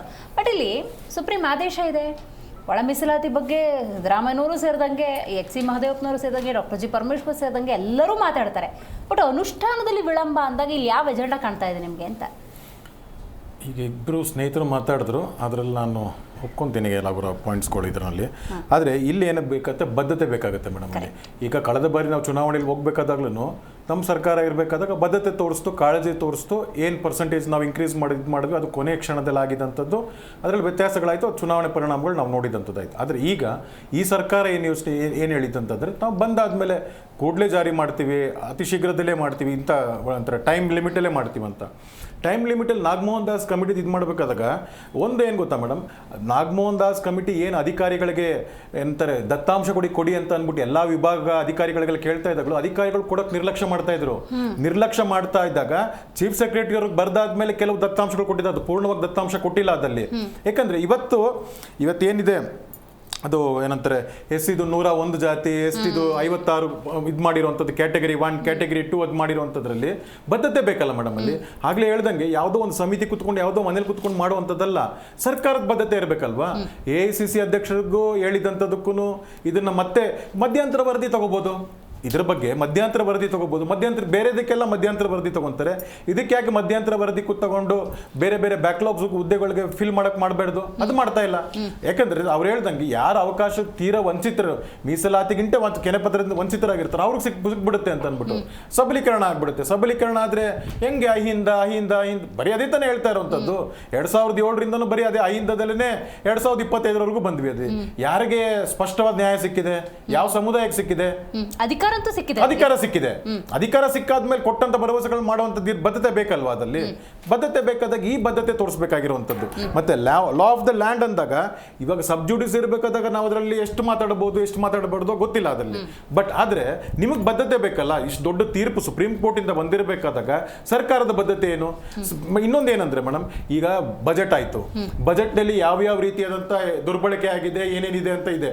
ಇದು ನನಗನ್ಸುತ್ತೆ ಇದು ಲಾಗೂ ಮಾಡಕ್ಕಲ್ಲ, ಇದೊಂಥರ ಡೈವರ್ಸಿಫಿಕೇಶನ್ ಟ್ಯಾಕ್ಟಿಕ್ಸ್ ಮೇಡಮ್. ಪ್ರತಿ ಸತಿನೂ ಯಾವ್ದಾದ್ರು ನೆಕ್ಸ್ಟ್ 3 years ಎಲೆಕ್ಷನ್ ಅಂದ್ರೆ ಅಲ್ಲಿವರೆಗೆ ಲ್ಯಾಗ್ ಆಗುತ್ತೆ. ಅದೊಂಥರ ಮುಂದೂಡಬೇಕಾಗಿರುವಂತದ್ದು. ಬದ್ಧತೆ ಇದ್ರೆ ಮಾಡಬಹುದಾಗಿತ್ತು. ಆಮೇಲೆ ಮತ್ತೊಂದ್ಸತಿ ಅಶ್ಯೂರೆನ್ಸ್ ಮೇಡಮ್. ಈಗ SC/ST ಇದಕ್ಕೆ SC/TCP ಹಣ ಎಷ್ಟಾಗಿದೆ ಮೇಡಮ್, ಎಷ್ಟು ದುರುಪಯೋಗ ಮಾಡಿದ್ದಾರೆ. ನಾವೇ ಇದೇ ವೇದಿಕೆಯಲ್ಲಿ 16 ಬಾರಿ ಇದು ಮಾಡಿದ್ದೀವಿ. ನೀವು ಅವರಿಗೆ ಮೀಸಲಾಗಿದ್ದಂಥದ್ದನ್ನ ನೀವು ಬೇರೆಯವರಿಗೆ ಕೊಟ್ಬಿಟ್ಟು ಅವ್ರು ಅದ್ರಲ್ಲಿ ತಗೊಳಲ್ವಾ ಅಂತ ಅಂದಾಗ ನಾವು ಪ್ರತಿ ಸತಿ ಎಷ್ಟೊಂದ್ ಸತಿ ಹೇಳಿದ್ದೀವಿ. ಯಾರಾದ್ರೂ ಬಸ್ ಕೇಳಬೇಕಾದಾಗ ಜಾತಿ ಕೇಳಿ ಪ್ರಯಾಣ ಮಾಡ್ತಾರ? ಅದು ಅವ್ರಿಗೆ ಸಲ್ಲಿಸಬೇಕಾಗಿದ್ದು. ನೀವು ಹೇಳ್ತೀರಾ ನಾವೇ ತಗೊಂಡ್ಬಂದಿದ್ದು ಅಂತ. ಅಂದಾಗ ನೀವೇ ಮುರಿತಾ ಇದ್ದೀರಲ್ಲ, ಕಾನೂನು ಮುರಿತಾ ಇದ್ದೀರಲ್ಲ, ನೀವೇ ಸಮುದಾಯಕ್ಕೆ ಅನ್ಯಾಯ ಮಾಡ್ತಾ ಇದ್ದೀರಲ್ಲ. ಆ ಥರ ಅನ್ಯಾಯ ಮಾಡಬೇಕಾದಾಗ ಪದೇ ಅನ್ನೋದಕ್ಕೆ ನಾವು ಸರಿ ಮಾಡಿದ್ದೀವಿ, ನಾವೇ ತಗೊಂಡ್ಬಂದಿದ್ದು ಇದು ಮಾಡಿದ್ದು ಅಂತ ಹೇಳಿದಾಗ ಎಷ್ಟು ಪುರುಷಾರ್ಥವಾಗಿರುತ್ತೆ. ನಾ ಹೇಳೋದೇನು ಅಂತಂದ್ರೆ ನಿಮ್ ಬದ್ಧತೆ ಇತ್ತಂದ್ರೆ ಮಾಡಿ, ಇಲ್ಲ ಅಂದ್ರೆ ಈ ಡೈವರ್ಸಿಫಿಕೇಶನ್ ಟೈಪ್. ಯಾಕಂದ್ರೆ ಇವಾಗ ನಾಳೆಯಿಂದ ಯಾಕೆ ನೋಡಿ ಮೇಡಮ್, ನಾಳೆಯಿಂದ ಬಜೆಟ್ ಮೇಲೆ ಡಿಸ್ಕಷನ್, ಇವತ್ತಿಂದ್ರೆ ಬಜೆಟ್ ಮೇಲೆ ಡಿಸ್ಕಷನ್ ಸ್ಟಾರ್ಟ್ ಆಯ್ತು. ಪ್ರತಿಯೊಂದು ಇಲಾಖೆ ಮೇಲೂ ಡಿಸ್ಕಷನ್ಸ್ ಆಗುತ್ತೆ. ಆದ್ರೆ ಇಲ್ಲಿ ಈ ತರದೊಂದು ಒಳಗಂತ ಅಂದ್ಬಿಟ್ಟು ಮತ್ತೆ ಡೈವರ್ಸಿಫಿಕೇಶನ್ಸ್ ಮಾಡೋದು. ಯಾಕಂದ್ರೆ ಇವರು ಪ್ರತಿಯೊಂದು ಇಲಾಖೆಗಳಲ್ಲಿ ಲೋಪ ಮಾಡಿರುವಂತ ಎಲ್ಲಾನು ಇದೆ ಅದರಲ್ಲಿ. ಯಾವ ಇಲಾಖೆಯಲ್ಲಿ ಬೇಕಂದ್ರೆ ನೀವು ಪ್ರತಿಯೊಂದು ಇಲಾಖೆದು ಚರ್ಚೆ ಮಾಡಬಹುದು, ಮಾಹಿತಿ ಇದೆ. ಆದ್ರೆ ಇವ್ರಿಗೆ ಆ ಮಾಹಿತಿ ಎಲ್ಲಿ ಕೊರತೆ ಮಾಡಿದ್ದಾರೆ ಅದನ್ನ ಚರ್ಚೆ ಮಾಡುವಂತ ಅವಶ್ಯಕತೆ ಇಲ್ಲ. ಬೇರೆ ಒಂದು ಏನೋ ಚರ್ಚೆ ಮಾಡಬೇಕು. ಈ ಒಂದು ಇದನ್ನ ಹಾಗೆ ಇಡಬೇಕು. It should be a burning issues, it should be a next election issues. ಯಾಕಂದ್ರೆ ಅವ್ರನ್ನ ಬಂದ್ಬಿಟ್ಟು ಅಧಿಕಾರಕ್ಕೆ ಬರಕ್ಕಂತ ಮಾತ್ರ ತಗೊಂತಾರೆ ಹೊರತು ಅವ್ರು ನಿಜವಾದ ಅಧಿಕಾರವನ್ನು ಕೊಟ್ಟು ಏನಂತ ಹೇಳ್ತಾರೆ. ಯಾಕಂದ್ರೆ ನಾವು ನೋಡಿದೀವಿ ಹಿಂದೆನೆ ದಲಿತರಿಗೆ ಯಾವ ರೀತಿ ಅನ್ಯಾಯ ಮಾಡಿ 2013 ಯಾವ ನಾಯಕರನ್ನ ಸೋಲ್ಸಿದ್ರು, ಬೇರೆ ಕಟ್ಟದಲ್ಲಿ ಯಾರ್ಯಾರ ನಾಯಕರನ್ನ ಸೋಲ್ಸಿದ್ರು. ಒಬ್ಬ ಹಿರಿಯ AICC ಅಧ್ಯಕ್ಷರು ಬಂದ್ಬಿಟ್ಟು ಹೇಳ್ತಾರೆ ಕಲ್ಯಾಣ ಕರ್ನಾಟಕದ್ದು ಎಲ್ಲಿವರೆಗೂ ಬರುತ್ತೆ, ದಾವಣಗೆರೆವರೆಗೂ ಬರುತ್ತೆ ಅಂತ. ಅವರೇ ತಿಳ್ಕೊಬೇಕು. ಆ ಸರ್ಕಾರನೇ 50-60 ವರ್ಷ ಸರ್ಕಾರ ಮಾಡಿದಂಥದ್ದು. ಮತ್ತೆ ಆ ಜನಪ್ರತಿನಿಧಿಗಳು ಏನ್ ಹೇಳ್ತಾ ಇದ್ದಾರೆ, ಖರ್ಗೆ ಅವರು, ಅವರೇ ಸರ್ಕಾರ ಬಂದಾಗೆಲ್ಲ ಅವರೇ ಅಧಿಕಾರದಲ್ಲಿ ಇದ್ದಂಥವ್ರು. ಇವಾಗ ಯಾರ ಬಗ್ಗೆ ಇದು ಮಾಡ್ತಾ ಇದಾರೆ ಅಂತ ಗೊತ್ತಾಗ್ತಾ ಇಲ್ಲ. ಅವ್ರು ಯೋಚನೆ ಮಾಡಕ್ ತಮ್ಮ ಮುಖ್ಯಮಂತ್ರಿ ಬಗ್ಗೆ ಹೇಳ್ತಾ ಇದಾರ, ಇಲ್ಲ ತಮ್ಮ ಹಿಂದಿನ ಅವಧಿಯಲ್ಲಿ ತಾವೆಲ್ಲ ಅಧಿಕಾರ ಮಾಡಿದಾಗ ಅವಾಗ್ಲೂ ಮಾಡಿಲ್ಲ ಅಂತ ನಿಸ್ಸಾಯಕವಾಗಿ ಅಧಿಕಾರ ಇಲ್ದೇದಾಗ ಮಾಡದೇ ಇದ್ದಾಗ ವಿರೋಧ ಪಕ್ಷದಲ್ಲಿ ಕುತ್ಕೊಂಡು ಕೇಂದ್ರದಲ್ಲಿ ಹೇಳುವಂತದ್ದಕ್ಕೆ ಏನಿದೆ ಮೇಡಮ್? ಅಲ್ಲಿ ನೀವು ಮಾಡ್ಬೇಕಾಯ್ತಲ್ವಾ? ರೈಟ್. ಚಂಬಿಪುರಾಣಿಕ್ ಸರ್, ನೀವು ಹೇಳಬೇಕು ಈ ಒಳ ಮೀಸಲಾತಿ ವಿಚಾರದಲ್ಲಿ ಆ ಸಮುದಾಯದವ್ರಿಗೆ ಹೆಂಗಾಗ್ಬಿಟ್ಟಿದೆ ಅಂತ ಹೇಳಿದ್ರೆ, ಕೈಗೆ ಬಂದಿರೋ ತುತ್ತು ಬಾಯಿಗೆ ಬಂದಿಲ್ಲ ಅನ್ನುವಂಥ ಸ್ಥಿತಿ ಸರ್, ಏನು ಹೇಳ್ತೀರಿ? ನಿಜ. ಇದು ಈ ಮೂರು ಪಕ್ಷದವರು ಅವ್ರವ್ರ ಪಕ್ಷದ ನಿಲುವು ಮತ್ತೆ ಈಗಿರ್ತಕ್ಕಂಥದ್ದನ್ನ ಹೇಳಿದ್ದಾರೆ. ಬಟ್ ನನಗೆ ಬಹಳ ಒಂದು ರೀತಿಯಲ್ಲಿ ನಿಗೂಢತೆ ಅಥವಾ ಒಂದು ರೀತಿಯಲ್ಲಿ ಒಳಗೆ ಇರ್ತಕ್ಕಂಥ ಒಂದು ಹಿಡನ್ ಅಜೆಂಡಾನೋ ಅಥವಾ ಇನ್ನೇನೋ ಒಂದು ಆ ರೀತಿಯ ಒಂದು ಸನ್ನಿವೇಶ ಕಾಣ್ತಾ ಇದೆ ಸರ್ಕಾರಗಳಲ್ಲಿ. ಯಾಕೆಂದ್ರೆ ಈಗ ಸಮ್ಮಿಶ್ರ ಸರ್ಕಾರ ಇದ್ದಾಗ ನಾಗಮೋಹನ್ ದಾಸ್ ಸಮಿತಿ ರಚನೆ ಆಯ್ತು. ಅವರು ಒಂದು ರಿಪೋರ್ಟ್ ಕೊಟ್ಟರು. ಆವಾಗ ಯಡಿಯೂರಪ್ಪನವರು, ಅದು ಸಮ್ಮಿಶ್ರ ಸರ್ಕಾರ ಬಿದ್ದೋಯ್ತು. ಆಮೇಲೆ ಯಡಿಯೂರಪ್ಪನವ್ರ ಸರ್ಕಾರ ಬಂತು. ಅವರು ಅದನ್ನ ಜಾರಿಗೊಳಿಸ್ತಿಲ್ಲ. ಏನೋ ಸಲಹೆಗಳು ಕೊಟ್ಟಿದ್ದಾರೆ, ಅದನ್ನ ಪರಿಶೀಲಿಸ್ತೀವಿ ಅಂತ ಹೇಳಿದ್ರು, ಅವರು ಮಾಡ್ಲಿಲ್ಲ. ಈ ರೀತಿಯ ಒಂದು ಮುಂದುವರಿಕೆ ಅವ್ರು ಹೇಳಿದ್ರಲ್ಲ, ಈ ರೀತಿ ಏನೋ ಒಂದು ಒಳಗಡೆ ಒಂದು ರೀತಿಯಲ್ಲಿ ಪ್ರೆಷರ್ ಇದೆಯೋ ಅಥವಾ ಇನ್ಯಾವುದೇ ರೀತಿಯ ಆತಂಕಗಳಿದೆಯೋ ಅಥವಾ ಒಂದು ರೀತಿಯಲ್ಲಿ ಅಬ್ಜೆಕ್ಟಿವ್ ಕ್ರೈಟೀರಿಯಾ ಅಂದ್ರೆ ವಸ್ತುನಿಷ್ಠವಾದ ಆಧಾರಾಂಶಗಳ ಕೊರತೆ ಇರೋದ್ರಿಂದ ಇಲ್ಲಿ ಏನಾದ್ರೂ ನಾಳೆ ಗೊಂದಲಕ್ಕಾಗುತ್ತೋ ಅಂತಕ್ಕಂಥದ್ದನ್ನ ಅಲ್ಲಿ ನಾವು ಕಾಣ್ತಾ ಇದ್ದೀವಿ. ಯಾಕಂದ್ರೆ ಕಾಂತರಾಜು ರಿಪೋರ್ಟ್ ಬಗ್ಗೆ ಈಗಾಗಲೇ ಇರ್ತಕ್ಕಂಥದ್ದಿದೆ. ಬಟ್ ಇಲ್ಲಿ ಈ ಇದು ಸಬ್ ಕ್ಲಾಸಿಫಿಕೇಶನ್ ಅಥವಾ ಇಂಟರ್ನಲ್ ರಿಸರ್ವೇಶನ್ ಅನ್ನೋದ್ರಿಂದ ಬಹಳ ಇಂಪಾರ್ಟೆಂಟ್. ಯಾಕಂದ್ರೆ ಈಗ ನೀವು 7.5% ಮತ್ತೆ 17% ಜಾಸ್ತಿ ಮಾಡಿದ್ವಾಗ ಅದು ಕೇವಲ ಕೆಲವೇ ಪ್ರಮುಖ ಜಾತಿಗಳಿಗೆ ಹೋಗ್ತಕ್ಕಂಥದ್ದನ್ನು ತಪ್ಪಿಸ್ಬೇಕಾದ್ರೆ ಒಳ ಮೀಸಲಾತಿ ಅನಿವಾರ್ಯ. ಈ ಒಳ ಮೀಸಲಾತಿಯನ್ನ ವೈಜ್ಞಾನಿಕವಾಗಿ ಮಾಡ್ಬೇಕು. ಅವರು ಸಮಿತಿಗಳನ್ನು ರಚಿಸಿದ್ದಾರೆ, ಯಾರ್ಯಾರು ಏನ್ ಸಲಹೆ ಕೊಟ್ಟಿದ್ದಾರೆ ಯಾರಿಗೂ ಗೊತ್ತಿಲ್ಲ. ಜೊತೆಗೆ ಸಿದ್ದರಾಮಯ್ಯನವರು ಹಿಂದುಳಿದ ವರ್ಗಗಳ ಒಂದು ಪ್ರಮುಖ ನೇತಾರ. ಅವ್ರ ಅಧಿಕಾರಕ್ಕೆ ಬಂದಿರೋದೇ ಹಿಂದುಳಿದ ವರ್ಗಗಳ ಆಧಾರದ ಮೇಲೆ. ಮತ್ತೆ SC/STಗಳಿಗೆ ಕಾನ್ಸ್ಟಿಟ್ಯೂಷನಲ್ ಪ್ರೊಟೆಕ್ಷನ್ ಇದೆ, ಅದನ್ನ ನಾವು ತಪ್ಪಿಸಕ್ಕಾಗಲ್ಲ. ಅಲ್ಲಿ ಒಂದೇ ಒಂದು ಪ್ರಾಬ್ಲಮ್ ಏನಾದ್ರು ಸಿದ್ದರಾಮಯ್ಯ ಇರತಕ್ಕಂಥದ್ದು, ಈ ಒಂದು SC-ಗಳಲ್ಲಿ ಮತ್ತು ST-ಗಳಲ್ಲಿ ಪ್ರಬಲ ಸಮುದಾಯಗಳ ಒತ್ತಡವನ್ನು ಏನಾದ್ರು ತಡೆಯಕ್ಕೆ ಆಗ್ತಾ ಇಲ್ವೋ, ಅಥವಾ ತಾವು 50% ಅನ್ನ ಮೀರಿಸಿ ಅದನ್ನ ಜಾಸ್ತಿ ಕೊಟ್ಟರೆ ತಮಿಳುನಾಡು ತರ ಸುಪ್ರೀಂ ಕೋರ್ಟ್ ಅಲ್ಲಿ ಅದು ಹೇಗೆ ಕೇಸ್ ಇದೆ ಹಾಗೆ ಕೇಸ್ ಆಗುತ್ತೋ, ಅದ್ರ ಧೈರ್ಯ ಇಲ್ಲ. ಇಚ್ಛಾಶಕ್ತಿಯ ಕೊರತೆ ಇರೋದ್ರಿಂದ ಈ ಮೀಸಲಾತಿಯ ಗೊಂದಲ ಅಥವಾ ಗೋಜಲು ಅಂತಕ್ಕಂಥದ್ದು ಕಾಣ್ತಾ ಇದೆ. ಅವರು ನಮ್ಮ ಎಲ್ಲ ಪಕ್ಷಗಳ ಮಿತ್ರ ಹೇಳಿದಾಗೆ ರಾಜಕೀಯದ ಒಂದು ವಿಲ್ ಪವರ್ ಅಥವಾ ಡಿಸಿಷನ್ ಮೇಕಿಂಗ್ ಪವರ್ ಅಂದ್ರೆ ಸದೃಢವಾದ ಕ್ಲಾರಿಟಿ ಇಲ್ಲ. ಈ ಕ್ಲಾರಿಟಿ ಇಲ್ಲದೆ ಇರೋದ್ರಿಂದ ಹೀಗಾಗಿದೆ. ಜೊತೆಗೆ ಪ್ರೆಷರ್ಗಳು ಇದೆ. ಯಾಕಂದ್ರೆ ಲೆಫ್ಟ್ ಅಂಡ್ ರೈಟ್ ಅಂತ SC-ಗಳಲ್ಲಿ ಅಲ್ಲ, ಅಥವಾ ಲೆಫ್ಟ್ ಅವರಿಗೆ ಅನೇಕ ರೀತಿಯ ಅನಾನುಕೂಲಗಳು ಅಥವಾ ಒಂದು ರೀತಿಯಲ್ಲಿ ಅವರ ಅವಕಾಶಗಳಿದ್ದಾನೆ. ಆಮೇಲೆ ಇನ್ನೊಂದಿದೆ ಕೆನೆ ಪದರ ಕ್ರಿಮಿನಲ್ ಅಂತಕ್ಕಂಥದ್ದು. ಅದನ್ನ ಯಾವ ರೀತಿ ಜಾರಿಗೊಳಿಸ್ಬೇಕು ಅಂತಕ್ಕಂಥ ಆಲೋಚನೆಯಲ್ಲಿ ಇರಬೇಕು. ಯಾಕಂದ್ರೆ ಇದು ಸತತವಾಗಿ ಒಂದೇ ವರ್ಗಕ್ಕೆ ಪ್ರಬಲವಾಗಿ ಶೈಕ್ಷಣಿಕವಾಗಿ ಹಿಂದುಳಿದಿರ್ತಕ್ಕಂಥವ್ರು ಅವರು ಸುಮಾರು 20-25 ವರ್ಷದಿಂದ ಏನನ್ನು ಪಡೆದಿದ್ದಾರೆ ಅದರಲ್ಲಿ ಸ್ವಲ್ಪವನ್ನ ಇವರು ಬಿಟ್ಕೊಡ್ಬೇಕು. ಮತ್ತೆ ಬಿಟ್ಕೊಟ್ರೆ ಅಲ್ಲಿ ಯಾವ ಯಾವ ವರ್ಗಗಳಿಗೆ ಅದು ತೊಂದರೆ ಆಗುತ್ತೆ ಅದನ್ನ ಎಕನಾಮಿಕಲಿ ವೀಕರ್ ಸೆಕ್ಷನ್ 10% ಇದೆ, ಅಲ್ಲಿ ಸೇರಿಸ್ಕೋಬಹುದು. ಸೊ ಈ ರೀತಿಯ ಒಂದು ರೀತಿಯಲ್ಲಿ ಅದು ಒಳ ಮೀಸಲಾತಿಯನ್ನ ಕೆಲವರಿಗೆ ವಂಚಿತರಾಗಿರ್ತಕ್ಕಂಥವ್ರಿಗೆ ನೀಡಿ ಈ ಒಂದು ಸಮುದಾಯದ ಒಂದು ಕೊರತೆ ಏನಿದೆ ಅಥವಾ ಅವರ ಒಂದು ಬೇಡಿಕೆ ಏನಿದೆ ಅದನ್ನ ಈಡೇರಿಸ್ತಕ್ಕಂಥದ್ದನ್ನ ಕಾಣ್ಬೇಕು. ಅವರು ಈ ರಾತ್ರಿ ಮಿನಿಸ್ಟರ್ ಮನೆಯಲ್ಲಿ ಡಿನ್ನರ್ ಮೀಟಿಂಗ್ ಸೇರಿದ್ರೆ ಏನ್ ಪ್ರಯತ್ನ ಹೋಗ್ಬೋದು, ರಾಜಕೀಯವಾಗಿ ಒಗ್ಗಟ್ಟಾಗಿರ್ತೀವಿ ಅಂತ ಹೇಳ್ತಾರೆ election point of view. But ಅಧಿಕಾರಕ್ಕೆ ಬಂದಾಗ ಯಾರು ಸಹ ತಮ್ಮ ಪಟ್ಟಭದ್ರ ಹಿತಾಸಕ್ತಿಯನ್ನ ಬಿಟ್ಟುಕೊಡ್ತಾ ಇಲ್ಲ. ಅದರಲ್ಲಿಯೂ ಈ ಒಂದು ಒಳ ಮೀಸಲಾತಿ ವಿಚಾರದಲ್ಲಿ ಈಗ ಕರ್ನಾಟಕದಲ್ಲಿ ಆಗಿರ್ತಕ್ಕಂಥ ವಿಳಂಬವನ್ನು ನೋಡಿದ್ರೆ, ಆಗ ಸಮ್ಮಿಶ್ರ ಸರ್ಕಾರ ವಿಳಂಬ ಮಾಡ್ತು, ಯಡಿಯೂರಪ್ಪನ ಸರ್ಕಾರ ವಿಳಂಬ ಮಾಡ್ತು, ಅವ್ರ ಅಧಿಕಾರದಲ್ಲಿದ್ರು, ಬೊಮ್ಮಾಯಿ ಪ್ರಾಮಿಸ್ ಮಾಡಿದ್ರು, ಅವರು ಮಾಡಲಿಲ್ಲ.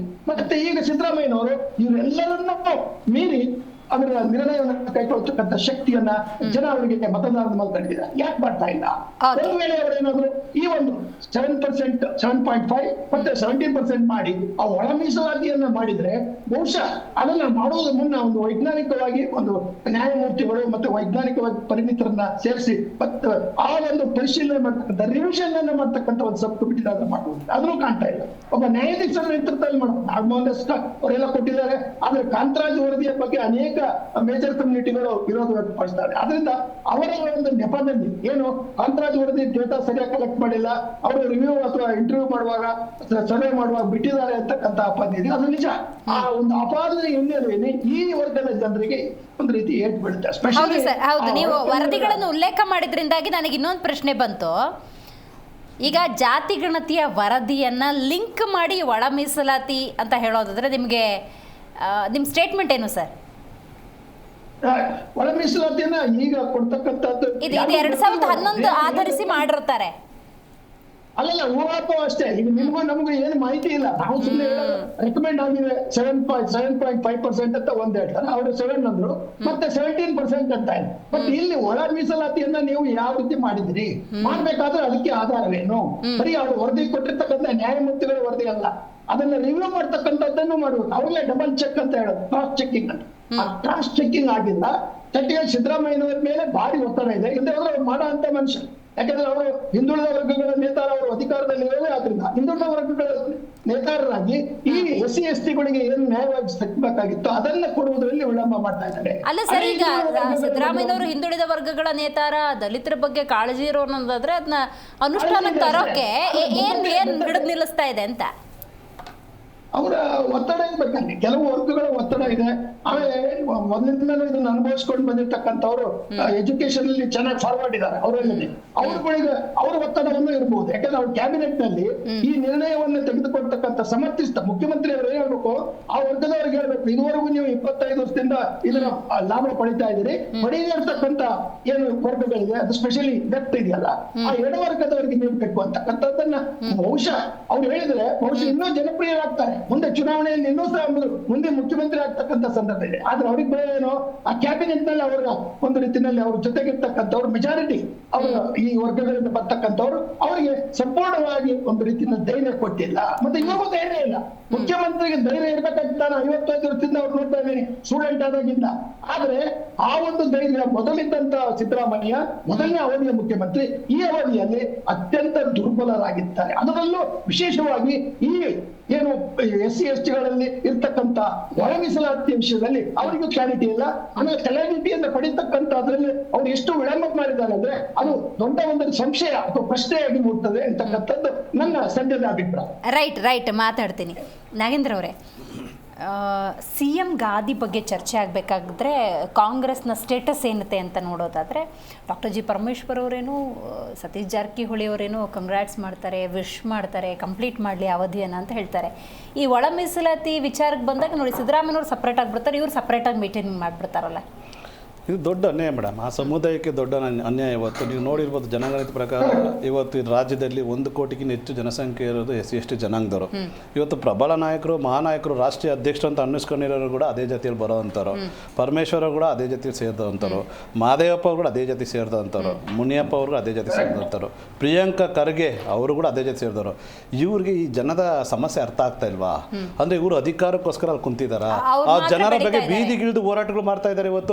ಇವತ್ತು ಏನು ಅರೆಬೆತ್ತಲೆ ಹೋರಾಟಗಳು ಮಾಡ್ತಾ ಇದ್ದಾರೆ, ನಡಿಗೆಯಲ್ಲಿ ಹೋರಾಟ ಮಾಡ್ತಾ ಇದ್ದಾರೆ, ಸರ್ಕಾರ ಚಿಮಾರಿ ಆಗ್ತಾ ಇದ್ದಾರೆ. ರಾಜಕಾರಣಿಗಳು ಇವು ನಮ್ಮದೇ ಆದ ನಾಯಕರು ನಮ್ಮನ್ನು ನೋಡ್ತಾ ಇಲ್ಲ, ನಮ್ಮದೇ ಆದ ನಾಯಕರಿಂದ ನಮ್ಗೆ ಅನ್ಯಾಯ ಆಗ್ತದೆ ಅಂತ ಇವತ್ತು ಆ ದಲಿತ ಜನಾಂಗ ಬೀದಿಗೆ ಹೋರಾಟ ಮಾಡ್ತಾ ಇದೆ. ಇವತ್ತು ನೀವು ನೋಡಿರ್ಬೋದು, ಇವತ್ತು ಅರೆಬೆತ್ತಲೆ ಹೋರಾಟಗಳು ಮಾಡ್ತಾ ಇದ್ದಾರೆ. ಇನ್ನೊಂದು ನೋಡಿ, ಇವತ್ತು ಸಿದ್ದರಾಮಯ್ಯ ಅವರು ಕೂಡ SC/ST ಮತ್ತು TPS ಹಣನ ದುರ್ಬಳಕೆ ಮಾಡೋಕ್ಕೆ ಕಾರಣ ಇಷ್ಟೇ. ಆ ದುಡ್ಡು ಅಲ್ಲಿ ರಿಸರ್ವ್ ಆಗಿತ್ತು, ಆ ದುಡ್ಡು ಬಳಕೆ ಆಗಿಲ್ಲ. ಬಳಕೆ ಆಗಿಲ್ಲ ಅಂದಮೇಲೆ ಅಲ್ಲಿರೋ ದುಡ್ಡನ್ನ ತಗೊಂಡು ಇನ್ನೊಂದು ಇಲಾಖೆ ಅವರು ಉಪಯೋಗಿಸ್ಕೊಂಡ್ರು. ಯಾತಕ್ಕಾಗಿ ಉಪಯೋಗಿಸ್ಕೊಂಡ್ರು? ಇಲ್ಲಿ ಅದಕ್ಕೆ ಸಮರ್ಥವಾಗಿ ಅಲ್ಲಿನ ಜನಾಂಗಕ್ಕೆ ಅಲ್ಲಿ ಸೇರ್ತಾ ಇಲ್ಲ, ಅಲ್ಲಿ ಕ್ರೋಢೀಕರಣ ಆಯ್ತು. ಕ್ರೋಢೀಕರಣದಾಗ ಒಂದು ಕ್ಯಾಪಿಟಲ್ ಅಮೌಂಟ್ ಅಲ್ಲಿದ್ದಾಗ ಅದು ಯಾಕೆ ಅದನ್ನ ಮಾಡೋದು ಯಾಕೆ ಮಾಡಿದ್ರು? ಆ ಜನಾಂಗಕ್ಕೆ ತಲುಪಿಲ್ಲಲ್ಲ. ಈಗ ಏನು SC/ST ಮತ್ತು TPS ಹಣ ಏನಿತ್ತು ಅಲ್ಲಿ ಸಮರ್ಪಕವಾಗಿ ಅಲ್ಲಿರೋ ಉಪಜಾತಿಗಳಿಗೆ ಎಲ್ಲರಿಗೂ ಸಮರ್ಪಕವಾಗಿ ತಲುಪಿದ್ರೆ ವರ್ಷ ಏನು ಅನುದಾನ ಇರ್ತಿತ್ತು ಅದು ಆ ಜನಾಂಗಕ್ಕೆ ಸೇರ್ತಾ ಇತ್ತು.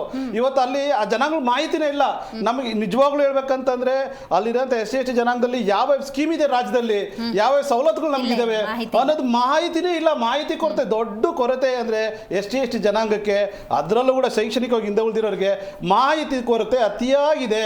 ಈ ಅತಿಯಾದ ಮಾಹಿತಿ ಕೊಡ್ತೀನಿ. ಇವತ್ತು ಉಪಜಾತಿಗಳಲ್ಲಿ ಯಾರು ಪ್ರಬಲರಿದ್ದಾರೋ, ಅವರು ಶೈಕ್ಷಣಿಕವಾಗಿ ಯಾರು ಮುಂದಿದ್ದಾರೋ ಅವ್ರದೆಲ್ಲ ಸಂಪೂರ್ಣ ಅವರ ಒಂದು ಸವಲತ್ತುಗಳನ್ನ ಕಸಿದು ಇವತ್ತು ಅವರಿಗೆ ಅನ್ಯಾಯ ಬಗ್ದಿದ್ದಾರೆ. ಇವತ್ತು ಇಂಥ ಮಹಾನಾಯಕ ರಾಷ್ಟ್ರೀಯ ಅಧ್ಯಕ್ಷರಾದ ಮಲ್ಲಿಕಾರ್ಜುನ ಖರ್ಗೆ ಈ ಕೂಡಲೇ ಎಚ್ಚೆತ್ಕೊಬೇಕಾಗಿದೆ. ಇವತ್ತು ಅವ್ರದೇ ಸಮುದಾಯ ಜನ ಇವತ್ತು ಬೀದಿಗೆ ಬರ್ತಾ ಇದ್ದಾರೆ. ಅವ್ರು ಕಣ್ಮುಂಚ್ ಕೂತಿದ್ದಾರೆ ಅಂದ್ರೆ ಆ ಸ್ಥಾನಕ್ಕೆ ಅವರು ಅಲ್ಲಿ ಯೋಗ್ಯರಾ ಅನ್ನೋದೇ ಪ್ರಶ್ನೆ ಆಗುತ್ತೆ. ಇದು ದಲಿತರ ಕೂಗು. ಈ ದಲಿತರ ಕೂಗ್ನ ಎಚ್ಚೆತ್ಕೊಬೇಕಾಗಿದೆ. ಇವತ್ತು ಇವರೇ ಕಣ್ಮುಂಚ್ ಕುಂತಿದಾಗ ಸಿದ್ದರಾಮಯ್ಯ ಏನ್ ಮಾಡ್ತಾರೆ? ಅವ್ರ ಸಮುದಾಯದ ಲೀಡರ್ಗಳೇ ಕೇಳ್ತಾ ಇಲ್ಲ, ಅವ್ರ ಸಮುದಾಯದ ಲೀಡರ್ಗೆ ಬೇಕಾಗಿಲ್ಲ. ಇನ್ನು ನನಗೆ ಯಾಕಪ್ಪ ಉಸಾಬರಿ ಅನ್ನೋ ಪರಿಸ್ಥಿತಿಗೆ CM ಅವರೆಲ್ಲ ಒಂದ್ ಕಡೆ ಸೈಡ್ ಲೈನ್ ಆಗ್ತಾವ್ರೆ. ಇನ್ನು DK ಶಿವಕುಮಾರ್ ಅಂತೂ ಆ ಜನಾಂಗ ಸುದ್ದಿಗೆ ನಾನು ಹೋಗೋದೇ ಇಲ್ಲ ಅಂತ ಎಲ್ಲ ತಟಸ್ತಾ ಬಿಟ್ಟಿದ್ದಾರೆ. ಅಂದ್ರೆ ಇವ್ರಿಗೆ ವೋಟ್ ಬ್ಯಾಂಕ್ ಬಂದಾಗ ದಲಿತರು ಬೇಕು, ವೋಟ್ ಬ್ಯಾಂಕ್ ಬಂದಾಗ ಮುಸ್ಲಿಮ್ಸ್ ಬೇಕು, ವೋಟ್ ಬ್ಯಾಂಕ್ ಬಂದಾಗ OBC ಬೇಕು, ವೋಟ್ ಬ್ಯಾಂಕ್ ಬಂದಾಗ ಅಹಿಂದ ಬೇಕು. ಅಂದ್ರೆ ವೋಟ್ ಬ್ಯಾಂಕ್ ಬಂದು ಗೆದ್ದಾದ್ಮೇಲೆ ದಲಿತರು ಇವ್ರಿಗೆ ಬೇಡ, ದಲಿತರು ತಿರಸ್ಕಾರ ಆಗ್ತಾರೆ. ಯಾಕಂದ್ರೆ ಅಲ್ಲಿರಂತ ಮುಂಚೂಣಿ ನಾಯಕರು, ಮಹಾನಾಯಕರೇ ನಾಯಕರೇ ಅವ್ರ ಬಗ್ಗೆ ಮಾತಾಡಲ್ಲ. ಇವತ್ತು ಗೌರವನೇ ಮಾಡ್ತಾ ಇದ್ದು ದಲಿತ ಸಮುದಾಯಕ್ಕೆ ಅಲ್ಲಿನಿರೋ ನಾಯಕರೇ ಹೊರತು ಬೇರೆ ನಾಯಕರು ಅಂತ ನಾವು ಹೇಳೋದು ತಪ್ಪಾಗ್ತದೆ. ಯಾಕಂದ್ರೆ ಮುಂದೆ ಒಂದು ಹೆಜ್ಜೆ ಹೋಗಿ ಇದು ಫಸ್ಟ್ ಅನುಷ್ಠಾನ ಬರ್ಬೇಕು ಸ್ವಾಮಿ. ಸುಪ್ರೀಂ ಕೋರ್ಟ್ ತೀರ್ಪಾಗಿದೆ ಇದು. ಮತ್ತೆ ಆಯಾ ರಾಜ್ಯಗಳ ಚೌಕಟ್ಟಲ್ಲಿ ಬರುವಂತ ಒಂದು ಸಮಸ್ಯೆ ಬಗೆಹರಿಸಬೇಕಾಗಿರೋದು ರಾಜ್ಯದ ಸಿಎಂ ಕೈಯಲ್ಲಿದೆ ಅಂತ ಅಲ್ಲಿನ ನಾಯಕರೇ ಮಾತಾಡ್ತಾ ಇಲ್ಲ ಅಂದಾಗ ಸಿದ್ದರಾಮಯ್ಯ ಅವ್ರು ಏನ್ ಮಾಡ್ತಾರೆ? ನೀವು ತೀರ್ಮಾನ ಮಾಡ್ಕೊಂಡ್ ಬರ್ರಪ್ಪ ಮೇಲೆ ನೋಡೋಣ ಅಂತೇಳಿ ಅವ್ರ ಮೇಲೆ ಕೂರಿಸಿದಾರೆ ಅಷ್ಟೇ. ಇದು ವಿಚಾರ, ಇದು vote bank gimmick success. Siddaramaiah ಅವ್ರಿಗೂ ಬೇಕಾಗಿರೋದು ಅವರ ಕುರ್ಚಿ ಭದ್ರತೆ. ಇಲ್ಲಿ ಒಳ ಮೀಸಲಾತಿ ಏನೋ ಅನುಷ್ಠಾನ ಆಗೋಯ್ತಂದ್ರೆ ಮತ್ತೆ ಈ ಮೀಸಲಾತಿ ಪ್ರಕಾರ ಮರು ಹಂಚಿಕೆ ಮಾಡ್ಬೇಕಲ್ಲ ಇಲ್ಲಿ. ಆಯ್ತು, ಈ ಒಳ ಸಮುದಾಯಗಳ ಅಭಿವೃದ್ಧಿಗೆ ನೀವೇನ್ ಮಾಡಿದ್ದೀರಾ ಅಂತ ಕಾಂಗ್ರೆಸ್ನವ್ರು ಕೇಳಿದ್ರು. ಅವ್ರು ಬಜೆಟ್ ಅಲ್ಲೂ ತೋರಿಸ್ತಾರೆ ಇಷ್ಟಿಷ್ಟು ಇಟ್ಟಿದ್ದೀವಿ ಅಂತ. ಬರೇ ಪೇಪರ್ ಬಜೆಟ್ ಆಯ್ತಲ್ಲ, ಈಗ ಅದನ್ನ ಕದ್ದಿದಾರಲ್ಲ. ಇವಾಗ ಇನ್ನೊಂದು ಈಗ ಏನು SC/ST ಜನಾಂಗ ದುಡ್ಡನ್ನ ತಗೊಂಡ ದುರ್ಬಳಕೆ ಮಾಡ್ಕೊಂಡಿದಾರಲ್ಲ ಅವರು. ಅದು ಯಾಕೆ ಮಾಡಿದ್ರು ಅವರು? ಇವತ್ತು ಅಲ್ಲಿನ ಜನಾಂಗಕ್ಕೆ ಸವಲತ್ತು ಹೋಗಿಲ್ಲ. ಯಾಕೆ ಹೋಗಿಲ್ಲ? ಅದ್ರ ಬಗ್ಗೆ ಪರಿಜ್ಞಾನ ಇಲ್ಲ. ಪ್ರಶ್ನೆ ಮಾಡ್ಲೇಬೇಕು, ಹೋರಾಟ ಮಾಡ್ಲೇಬೇಕು, ಆಮೇಲೆ ಪಡ್ಕೊಳಕ್ ಸಾಧ್ಯ. ಹೌದು, ಇದು ಹೋರಾಟದ ನೋಡಿ, ಇದು ನೆನ್ನೆ ಹೋರಾಟ ಅಲ್ಲ. ಈ ಮೀಸಲಾತಿ ಬಂದಿರೋದು 75 ವರ್ಷ ಆಗಿದೆ. ಇವ್ರು ಹೋರಾಟಕ್ಕೆ 35 ವರ್ಷ ಹೋರಾಟ ಮಾಡ್ತಾ ಇದ್ರೆ ಇವತ್ತು ಸುಪ್ರೀಂ ಕೋರ್ಟ್ ತೀರ್ಪಾದ್ರೂ ಕೂಡ ಇವತ್ತು ಕಣ್ಮುಚ್ಚಿ ಕುಂತಿದ್ದಾರೆ ಅಂದ್ರೆ ಇದು ರಾಜ್ಯದ ಜನದ ಸಮಸ್ಯೆ ಅಲ್ಲ. ರಾಜಕಾರಣಿಗಳು ಅವ್ರನ್ನ ಬಳಸ್ಕೊಂತ ಇರೋದು ಹೀನಮಾನವಾದ ಸ್ಥಿತಿಯಲ್ಲಿ ಬಳಸ್ಕೊಂತ ಇದ್ದಾರೆ. ಅವ್ರಿಗೆ ಯಾವುದೇ ಒಂದು ಶೈಕ್ಷಣಿಕವಾಗಿ ಮುಂದೆ ಬರಬಾರ್ದು. ನಾಳೆ ಇವ್ರೇನಾದ್ರೂ ವಿದ್ಯಾವಂತರಾದ್ರೆ, ಇವ್ರೇನಾದ್ರೂ ಒಂದು ಬುದ್ಧಿವಂತರಾದ್ರೆ, ನಾಳೆ ಇವ್ರೇನೋ ಆರ್ಥಿಕವಾಗಿ ಏನೋ ಸಬಲರಾದ್ರೆ ಈ ರಾಜ್ಯದ ಚುಕ್ಕಾಣಿ ಹಿಡಿತಾರೆ ಅನ್ನೋ ಭಯ ಏನೋ ಇದೇನೋ ಗೊತ್ತಿಲ್ಲ. ಆ ಭಯದ ಒಂದು ಅವ್ರಿಗೆ ಮುನ್ಸೂಚನೆ ಗೊತ್ತಾಗಿ ಇವತ್ತು ಆ ಜನಾಂಗನ ಅಲ್ಲೇ ಇಡಕ್ಕೆ ಪ್ರಯತ್ನ ಮಾಡ್ತಾರೆ ಹೊರತು ಅವ್ರ ಶೈಕ್ಷಣಿಕವಾಗಿ ಮುಂದೆ ತರಬೇಕು, ಆರ್ಥಿಕವಾಗಿ ಮುಂದೆ ತರಬೇಕು, ಅವ್ರನ್ನ ಆರ್ಥಿಕ ಪ್ರಬಲರು ಮಾಡಬೇಕು, ಅವ್ರನ್ನ ಉದ್ಯೋಗ ಸೃಷ್ಟಿ ಮಾಡಬೇಕು, ಅವ್ರ ಉದ್ಯಮಿಗಳು ಮಾಡಬೇಕು ಅನ್ನೋದೆಲ್ಲ ಅವರು ಕನಸಿನ ಮಾತು. ಅವರು ಉದ್ಧಾರ ಆಗಬಾರ್ದು, ದಲಿತರು ಉದ್ಧಾರ ಆಗಬಾರ್ದು. ಇಲ್ಲಿ ದಲಿತರು ಏಳಿಗೆ ಬಯಸಬಾರ್ದು ಇಲ್ಲಿ. ಯಾಕಂದ್ರೆ ಅವ್ರದ್ದೇ ಮೆಜಾರಿಟಿ. ಇವತ್ತು 1 ಕೋಟಿ ಹೆಚ್ಚು ಜನಸಂಖ್ಯೆ ಇರೋಂಥ ದಲಿತರಿಗೆ ಇವತ್ತು ಎಂಥ ಘೋರ ಅನ್ಯಾಯ ಆಗ್ತದೆ ಅಂದರೆ ಈ ಎಲ್ಲ ಮಹಾನಾಯಕರೇ ಕಾರಣ. ಆ ದಲಿತರಿಗೆ ಏನಾದರೂ ಅನ್ಯಾಯ ಆಗ್ತಾ ಇದೆ. ಇವತ್ತು ಅವ್ರಿಗೇನು ಮೀಸಲಾತಿ ಸೌಕರ್ಯ ಸಿಗ್ತಾ ಇಲ್ಲ, ಶೈಕ್ಷಣಿಕವಾಗಿ ಹಿಂದೆ ಉಳಿದಿದ್ದಾರೆ, ಉದ್ಯೋಗದಲ್ಲಿ ಹಿಂದೆ ಉಳಿದಿದ್ದಾರೆ, ಅವ್ರ ಉದ್ಯಮಿಗಳಾಗಿಲ್ಲ ಅಂದರೆ ಇದಕ್ಕೆಲ್ಲ ಮೇನ್ ಕಾರಣ ಸನ್ಮಾನ್ಯ ಶ್ರೀ ಮಲ್ಲಿಕಾರ್ಜುನ ಅವರು, ಪರಮೇಶ್ವರ್ ಅವರು, ಮಹಾದೇವಪ್ಪ ಅವರು, ಮುನಿಯಪ್ಪ ಅವರು, ಪ್ರಿಯಾಂಕಾ ಖರ್ಗೆ ಅವರು ಏನು ದಲಿತ ನಾಯಕರು ಅನ್ಸ್ಕಿದ್ರೆ ಅವರೇ ಮುಖ್ಯ ಕಾರಣ ಆಗ್ತಾರೆ. ಆ ದಲಿತರು ಇವತ್ತು ಅಳ್ತಾ ಇದ್ದಾರೆ ಅಂದ್ರೆ ಅದಕ್ಕೆ ಅಳು ಕಾರಣ ಈ ನಾಯಕರೇ ಅಂತ ನಾನು ಈ ಮಾಧ್ಯಮದ ಮುಖಾಂತರ ದಲಿತರ ಜನದ ಪರವಾಗಿ ನಾನು ಈ ಮಾತನ್ನ ಹೇಳ್ಬೋದಾಗಿದೆ ಮೇಡಮ್. ಇದು ರೈಟ್. JDS ಭಕ್ತರ ಮಾತನ್ನು ಕೇಳಿದಾಗ ನನಗನ್ಸಿದ ಒಂದು ಭಾವನೆ ಏನು ಅಂತ ಹೇಳಿದ್ರೆ 1 ಕೋಟಿ ಪ್ಲಸ್ ಇರುವಂಥ ಈ ಸಮುದಾಯದವರಿಗೆ ಒಳ ಮೀಸಲಾತಿಯನ್ನು ಹಂಚಿಕೆ ಮಾಡಿದ್ರು ಕೂಡ ನಾಳೆ ಬೆಳಗ್ಗೆನೇ ಎದ್ದು ಸಚಿವ ಸ್ಥಾನವನ್ನು ಇಲ್ಲ ಮುಖ್ಯಮಂತ್ರಿ ಗಾದಿಯನ್ನು ಅಲಂಕರಿಸೋದಿಲ್ಲ. ತಳಮಟ್ಟದಲ್ಲಿದ್ದಾರೆ ಎಷ್ಟೋ ಸಮುದಾಯಗಳು. ಆ ಸಮುದಾಯದ ಜನಸಾಮಾನ್ಯರು 3 ಹೊತ್ತಿನ ಕೂಳಿಗೆ ಒದ್ದಾಡ್ತಾ ಇದ್ದಾರೆ. ಅಂಥ ಒಂದು ಸಿಚುವೇಶನ್ಲಿದ್ದಾಗ ಅವರಿಗೆ ಸಾಮಾಜಿಕವಾಗಿ ಸಿಗಬೇಕಾದಂತಹ ಸೌಕರ್ಯಗಳನ್ನು, ಸೌಲಭ್ಯಗಳನ್ನು, ಶಿಕ್ಷಣವನ್ನು ಕೊಡುವಂತಹ ಮೀಸಲಾತಿ ಯೋಜನೆಗಳು ಇದಕ್ಕೆ ಆಗ್ತಿರುವಂತಹ ವಿಳಂಬ ನೋಡ್ತಾ ಇದ್ರೆ ನಿಜಕ್ಕೂ ಕೂಡ ಸರ್ಕಾರ ಎತ್ತಸಾಗ್ತಿದೆ ಅನ್ನುವಂಥ ಪ್ರಶ್ನೆ ಉದ್ಭವಿಸುತ್ತೆ. ಆ ಬಗ್ಗೆ ಡೀಟೇಲ್ ಆಗಿ ಮಾತಾಡೋಣ. ಒಳ ಮೀಸಲಾತಿ ಅನ್ನೋದು ಕರ್ನಾಟಕ ಕಾಂಗ್ರೆಸ್ ಹೆಂಗೋ ಆಡಳಿತ ನಡೆಸ್ತಾ ಇದೆ, ದೊಡ್ಡ ಮ್ಯಾಂಡೇಟನ್ನು ಪಡ್ಕೊಂಡಿದ್ದಾರೆ ಮಣಿಕಂಠ ಅವರೇ. ಅನುಷ್ಠಾನಕ್ಕೆ ತಂದುಬಿಟ್ರು. ಒಂದು ಹಂತದ ಬೆಳವಣಿಗೆ ಅನ್ನೋದು ಆ ಸಮುದಾಯಗಳಲ್ಲಾಯಿತು ಅನ್ನೋದಾದರೆ ಕಾಂಗ್ರೆಸ್ನ ಅಥವಾ ಸಿದ್ದರಾಮಯ್ಯನವ್ರನ್ನ ಅಥವಾ ರಾಜ್ಯದ ಉಪಮುಖ್ಯಮಂತ್ರಿಗಳನ್ನ ಅಥವಾ ಇಲಾಖೆಗೆ ಸಂಬಂಧಪಟ್ಟಂಥ ಸಚಿವರು ದೇವ್ರ ಫೋಟೋ ಥರ ದೇವ್ರ ಕೋಣಲ್ಲಿ ಇಟ್ಕೊಂಡು ಪೂಜೆ ಮಾಡಲ್ವಾ ಸಮುದಾಯದವರು? ಖಂಡಿತ ಮೇಡಮ್, ಖಂಡಿತ. ನೀವು 100ಕ್ಕೆ 100 ಸತ್ಯ ಹೇಳಿದಿರಿ. ಇದು ಆ್ಯಕ್ಚುಲಿ ಆ ಸಮುದಾಯದ ಕೂಗು. ಇವತ್ತು ಇದೇನಾಗ್ಬಿಟ್ಟಿದೆ, ನಮ್ಮ SC ಮತ್ತು ST ಸಮುದಾಯದವರಿಗೆ ಕಾಂಗ್ರೆಸ್ಸು ಮ್ಯಾಂಡೇಟ್ರಿ ಆಗ್ಬಿಟ್ಟಿದೆ, ಬೇರೆ ಚಾಯ್ಸ್ ಇಲ್ಲ ಅನ್ನೋ ಥರ ಆಗ್ಬಿಟ್ಟಿದೆ. ಹಾಗಾಗಿಯೇ ಅವ್ರು ಮಾಡೋದು ತಪ್ಪು ಅಂತ ಗೊತ್ತಾದ್ರೂ ಅವ್ರ ಮನೆ ಬಾಗಿಲು ತಟ್ಟೋದು ಅಥವಾ ಅವ್ರ ಹತ್ರ ಹೋಗ್ಬಿಟ್ಟು ನ್ಯಾಯ ಕೇಳೋದು, ನಾವಿಲ್ಲ ಈ ಥರ ಹೋರಾಟ ಮಾಡ್ತೀವಿ ಅಂತೇಳಿ ಮೇಲ್ನೋಟಕ್ಕೆ ಅವ್ರಿಗೆ ಒಂದು ಎಚ್ಚರಿಕೆ ಕೊಡ್ತಾರೆ. ಬಿಟ್ಟರೆ ಅಲ್ಲ, ಒಂದು ಭರವಸೆ ಇವತ್ತೆಲ್ಲ ನಾಳೆ ಮಾಡ್ಬಿಡ್ತಾರೆ ಅಂತೇಳಿ. ಆದರೆ ಎಷ್ಟು ಅಪಾಯ ಇದ್ದಾರೆ ಕಾಂಗ್ರೆಸ್ನವರು ಅಂತಂದರೆ, BJP ಅವರು ದೂರದಲ್ಲಿರೋ ಹಾವಾದರೆ ಕಾಂಗ್ರೆಸ್ನಲ್ಲಿ ಪಕ್ಕದಲ್ಲಿ ಸತ್ತಲ್ಲಿರೋ ಹಾವು. ದೂರದಲ್ಲಿರೋ ಹಾವು ಬೇಕಾದ್ರೆ ನಾವು ಎಚ್ಚರಿಕೆ ಮಾಡ್ಕೊಂಡು ಹೋಗ್ಬಿಡ್ಬೋದು. ಇದು ರಾಜ್ಯದ ಜನ ಅರ್ಥ ಮಾಡ್ಕೊಬೇಕು. ಇವತ್ತು ಅಲ್ಲಿ ರಿಯಲೈಸೇಷನ್ ಆಗಿದೆಯಾ ಸಮುದಾಯದವ್ರಿಗೆ?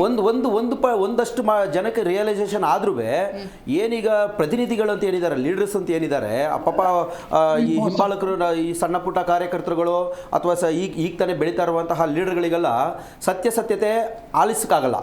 ಅವ್ರೇನ್ ಮಾಡ್ತಾರೆ, ಮುಂದೆ ಇರುವಂತಹ ದೊಡ್ಡ ಏನು ಮಾಸ್ ಲೀಡರ್ಗಳು ಏನಿದ್ದಾರೆ ಅವ್ರನ್ನ ನಂಬಿಡ್ತಾರೆ. ಅವ್ರು ನಂಬ್ಕೊಂಡು ಅವ್ರು ತಗೊಳ್ಳೋ ತೀರ್ಮಾನ ಸರಿ ಇರುತ್ತೆ, ಅವ್ರು ತಗೊಂಡ್ರೆ ಸರಿ ಇರುತ್ತೆ ಅಂತಕ್ಕಂಥದ್ದು ಮಾಡ್ಕೊಂಡು ಅವ್ರ ಹಿಂದೆನೆ ಹೋಗಕ್ಕೆ ಶುರು ಮಾಡ್ತಾರೆ. ಎಜುಕೇಶನ್ ಇಲ್ಲ, ಬಟ್ ಅವ್ರಿಗೆ ಚಾಯ್ಸು ಇಲ್ಲ ಬೇರೆ. ಈಗ 30 ವರ್ಷ 40 ವರ್ಷದಿಂದ ಹೋರಾಟಗಳನ್ನ ಮಾಡ್ಕೊಂಡು ಬಂದಂತಹ ಲೀಡರ್ಗಳನ್ನ ನಂಬೋದು ಬಿಟ್ರೆ ಯುವಕರುಗಳಿಗೆ ಬೇರೆ ಏನು ದಾರಿ ಇದೆ? ಅವ್ರು ಬೀದಿಗಿಳಿದು ಇಳಿಬೇಕು ಅಂತಂದರೆ ಅವ್ರಿಗೆ ಬೇಕಾಗುತ್ತೆ ಯುಕ್ತಿ ಜೊತೆ ಶಕ್ತಿ ಜೊತೆ ಯುಕ್ತಿನೂ ಬೇಕಾಗುತ್ತೆ. ಅದನ್ನು ಅನುಭವ ಪಡ್ಕೊಳ್ಳೋಕ್ಕಾದ್ರೆ ಇವ್ರನ್ನ ಅವಲಂಬಿತರಾಗಿದ್ದಾರೆ ಅವರು. ಆದರೆ ಈಗ ಈ ಲೀಡರ್ಗಳು ಏನು ಮಾಡ್ಬಿಡ್ತಿದ್ದಾರೆ ಅಂತಂದರೆ ಕರೆದುಕೊಂಡು ಹೋಗ್ಬಿಟ್ಟು ಯಾವ್ದಾರ ಒಂದಷ್ಟು ಅವ್ರಿಗೆ ಯಾವ್ದಾರ ಒಂದು ಸ್ಕೀಮು ಅಥವಾ ಯಾವ್ದಾರ ಒಂದು MLC ಮಾಡ್ಬಿಡ್ತೀನಿ ಅಂತ ಒಂದು ಆಸೆನೋ, ಅಥವಾ ನೀವು ಯಾರನ್ನ ಆಯ್ಕೆ ಮಾಡ್ಕೊಂಡ್ಬರ್ತೀರಿ ಅವ್ರಿಗೊಂದು B ಫಾರ್ಮ್ ಕೊಟ್ಬಿಡ್ತೀನಿ ಅಂತನೋ, ಈ ಥರ ಅವ್ರಿಗೆ ಹೇಳಿ ಏನು ಮಾಡ್ತಾರೆ ಅವ್ರನ್ನೂ ಸಹ ಸ್ವಲ್ಪ ಅವಾಯ್ಡ್ ಮಾಡಿಬಿಡ್ತಾರೆ. ಸೊ ಹಾಗಾಗಿ ನಾನು ದಲಿತ ಸಮುದಾಯದಲ್ಲಿ ಕೈಯೊಡ್ಡು ಕೇಳ್ಕೊಳ್ಳೋದು ಏನಪ್ಪ ಅಂತಂದರೆ, ದಯವಿಟ್ಟು ನೀವು ಇಂಥ ಆಸೆ ಆಮಿಷಗಳಿಗೆ ಒಳಗಾಗಬೇಡಿ. ಇದು ನಿಮ್ಮ ಸಮುದಾಯಕ್ಕೆ ನೀವು ಮಾಡುವಂತಹ ದೊಡ್ಡ ದ್ರೋಹ ಆಗಿರುತ್ತೆ. ನಿಮ್ಮಿಂದೆ ಬಂದಂತಹ ನಾಯಕರುಗಳು ಲೀಡರ್ಗಳು ತುಂಬಾ ಬಲಿದಾನಗಳು ಮಾಡಿದ್ದಾರೆ, ತ್ಯಾಗ ಮಾಡಿದ್ದಾರೆ. ಆ ತ್ಯಾಗಗಳನ್ನೆಲ್ಲ ಹೋಮ ಮಾಡಬೇಡಿ. ಇವತ್ತು 70 ವರ್ಷದ ನಂತರ ಇವತ್ತು ನಮ್ಮ ಕಷ್ಟಗಳು ಏನು ಅಂತ ಹೇಳಿ ಕೇಳೋದಕ್ಕೆ ಮುಂದಾಗಿದ್ದಾರೆ ರಾಜಕಾರಣಿಗಳು. ಅದು ಇವತ್ತು ಸರಿಯಾದ ಸಮಯ. ಇದು ನಾವು ಅದನ್ನೆಲ್ಲ ಸರಿಪಡಿಸೋದಕ್ಕೆ ಇವತ್ತು ನಾವೆಲ್ಲ ಒಗ್ಗಟ್ಟಾಗಿ ಒಮ್ಮನಸ್ಸಿನಿಂದ ನಿಂತ್ಕೊಳ್ತು ಅಂತಂದ್ರೆ ಈ ಸಮಸ್ಯೆಯನ್ನ ಬಗೆಹರಿಸೋದು ದೊಡ್ಡ ಸವಾಲು ಏನಲ್ಲ. ಇವತ್ತೇನು ಸದಾಶಿವದ ಆಯೋಗದ ವರದಿ ನಮ್ಮ ಕಣ್ಮುಂದೆ ಇದೆ, ಅದು ಸ್ವಲ್ಪ ವೈಜ್ಞಾನಿಕವಾಗೇ ಇದೆ.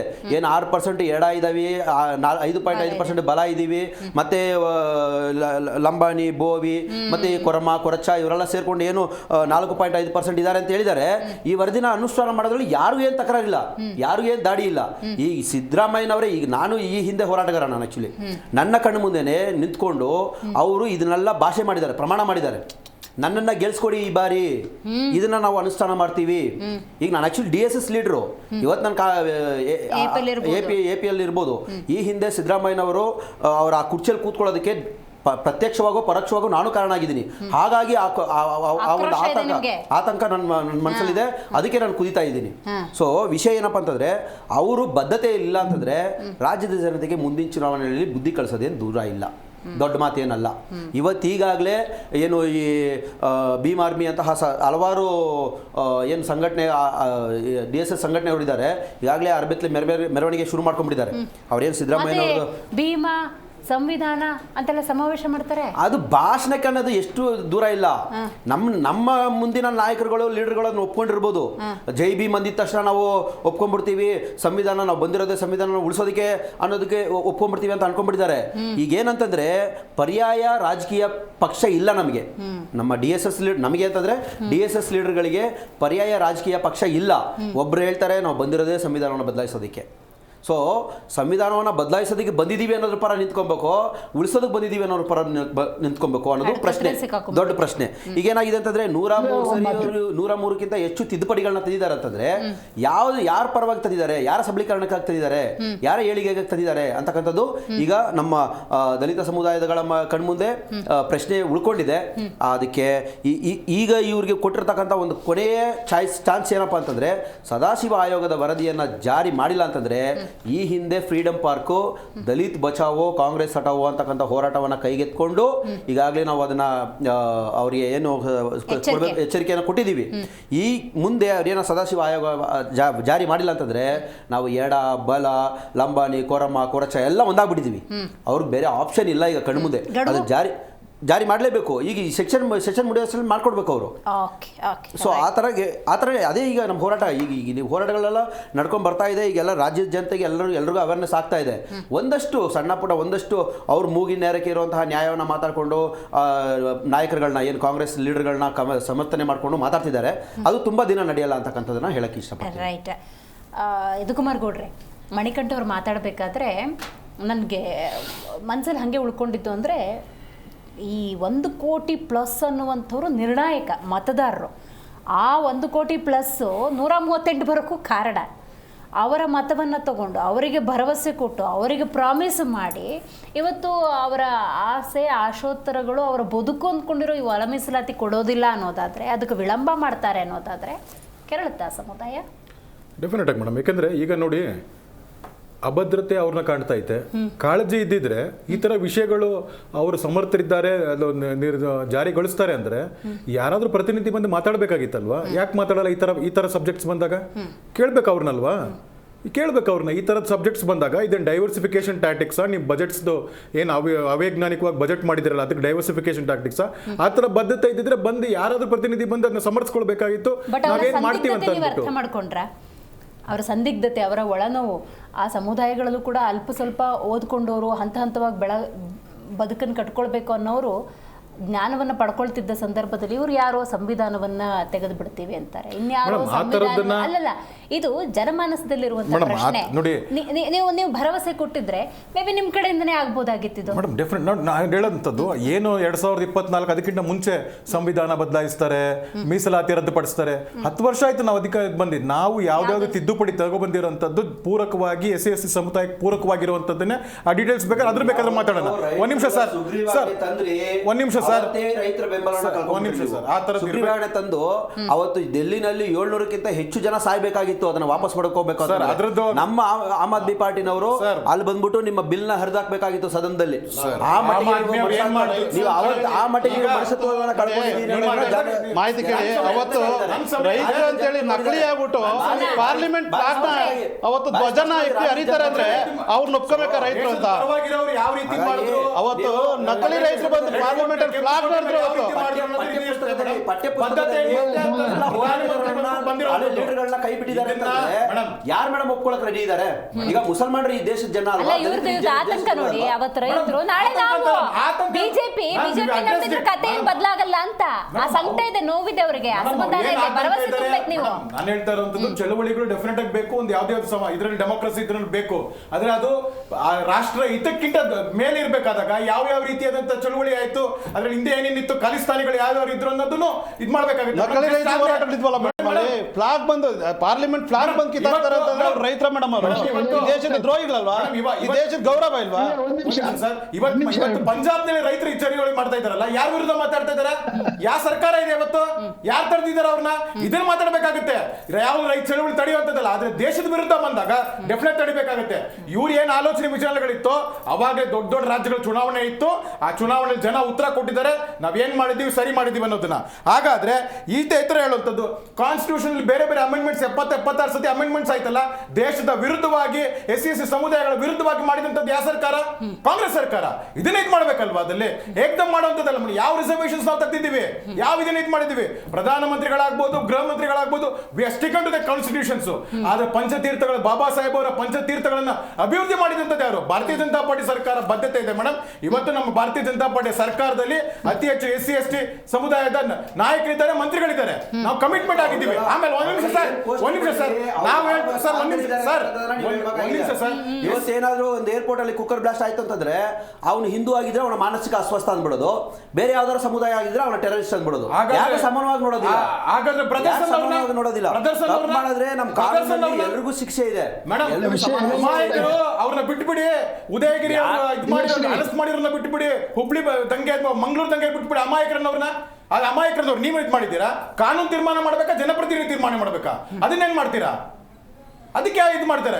ಸೊ ಇದಿರೋಂಥದ್ದು ನೋಡಿ, ಎರಡು ದ್ವಿಮುಖ ನೀತಿ ಆಗ್ಬಾರ್ದು.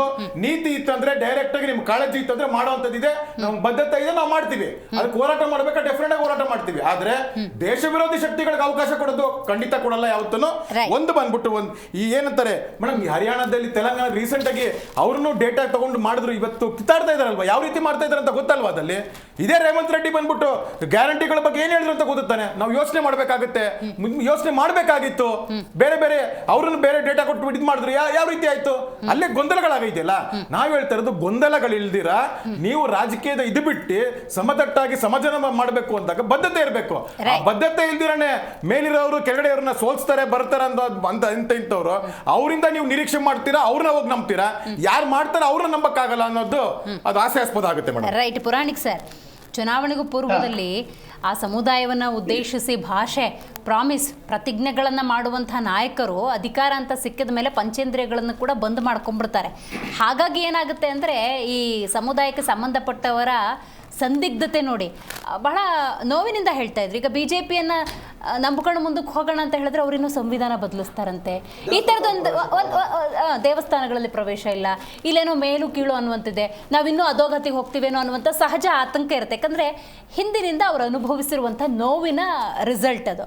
ಕಡೆ ಪಕ್ಷ ಇವ್ರು ನಮ್ಮನ್ನು ಕೈ ಹಿಡಿತಾರೆ, ಕಾಂಗ್ರೆಸ್ನವರು ಜನಪರ ಅಂತೆ, ಬಡವರ ಪರ ಅಂತೆ, ದಲಿತರ ಪರ ಅಂತೆ, ಹಿಂದುಳಿದವ್ರ ಪರ ಅಂತೆ, ಈ ಥರದ ಮನೋಭಾವ ಇರುತ್ತೆ. ಅಂದರೆ ಅವ್ರು ವಿಳಂಬ ನೀತಿ ಅನುಸರಿಸ್ತಾರೆ ಅನ್ನೋದಾದರೆ ಇದಕ್ಕಿಂತ ಅಡಕತ್ರಿ ಬೇಕಾ ಸರ್ ಆ ಸಮುದಾಯದವ್ರು ಇನ್ನೂ ತುಳಿತಕ್ಕೊಳಗಾಗೋದಕ್ಕೆ? ಇದೊಂದು ಒಂದು ರೀತಿಯಲ್ಲಿ ಅತ್ಯಂತ ಖೇದನೀಯ ಅಥವಾ ವಿಷಾದೀಯ ಅಂಶ ನೋಡಿ. ಬಾಬಾ ಸಾಹೇಬ್ ಬಾರ್ಕಡ ಒಂದ್ ಕಡೆ ಹೇಳ್ತಾರೆ, ರಾಜಕೀಯ ಶಕ್ತಿಯು ನೀವು ಪ್ರತಿಯೊಂದು ಬೀಗವನ್ನು ತೆರೆಯುವ ಪ್ರಮುಖ ಕೀ ಆಗಿದೆ. It's a political will power. ಆ ವಿಲ್ ಪವರ್ ಇಂದ you can open any lock, unlock it and give ಅಂದ್ರೆ ಬೆನಿಫಿಟ್ ಕೊಡ್ಬೋದು ಅಂತ. ನೋಡಿ ಮಹಾರಾಷ್ಟ್ರದಲ್ಲಿ ಈ ಒಂದು ಕೇಸ್ ಜಯಲಕ್ಷ್ಮಿ ಲಕ್ಷ್ಮಣರಾವ್ ಪಾಟೀಲ್ ವರ್ಸಸ್ ಮಹಾರಾಷ್ಟ್ರ 2021 ಒಂದು ಜಡ್ಜ್ಮೆಂಟ್ ಬಂದಿದೆ ಇದೆ ಈ ಒಳ ಮೀಸಲಾತಿ ಬಗ್ಗೆ. ಅವ್ರೇನ್ ಹೇಳಿದ್ದಾರೆ, ಇದಕ್ಕೆ ಒಂದು ಆಯೋಗವನ್ನ ರಚಿಸಿ ಸಂವಿಧಾನಬದ್ಧವಾಗಿ ಈ ಕಳೆದ 10 ಅಥವಾ 25 ವರ್ಷಗಳಲ್ಲಿ ಯಾರ್ಯಾರು ಎಷ್ಟೆಷ್ಟನ್ನ ಇದರಿಂದ ಲಾಭ ಪಡೆದಿದ್ದಾರೆ ಅವರನ್ನ, ಅದನ್ನೇ ಹೇಳಿದ್ನಲ್ಲ ಕ್ರಿಮಿ ಲೇಯರ್ ಅಂತ, ಆ ಒಂದು ದೃಷ್ಟಿಯಲ್ಲಿ ಅವರನ್ನು ತೆಗೆದು ಇವರಿಗೆ ಕನ್ವಿನ್ಸ್ ಮಾಡ್ಬೇಕು. ಮತ್ತು ಮಣಿಕಂಠ ಒಂದ್ ಮಾತು ಹೇಳಿದ್ರು, ನಿಜವಾಗ್ಲೂ ಅದು ನಿಜವಾಗ್ಲೂ ಶ್ಲಾಘನೀಯ. ಅದು ನಿಜಾನ ಇಷ್ಟೋ ಸುಳ್ಳ ಗೊತ್ತಿಲ್ಲ.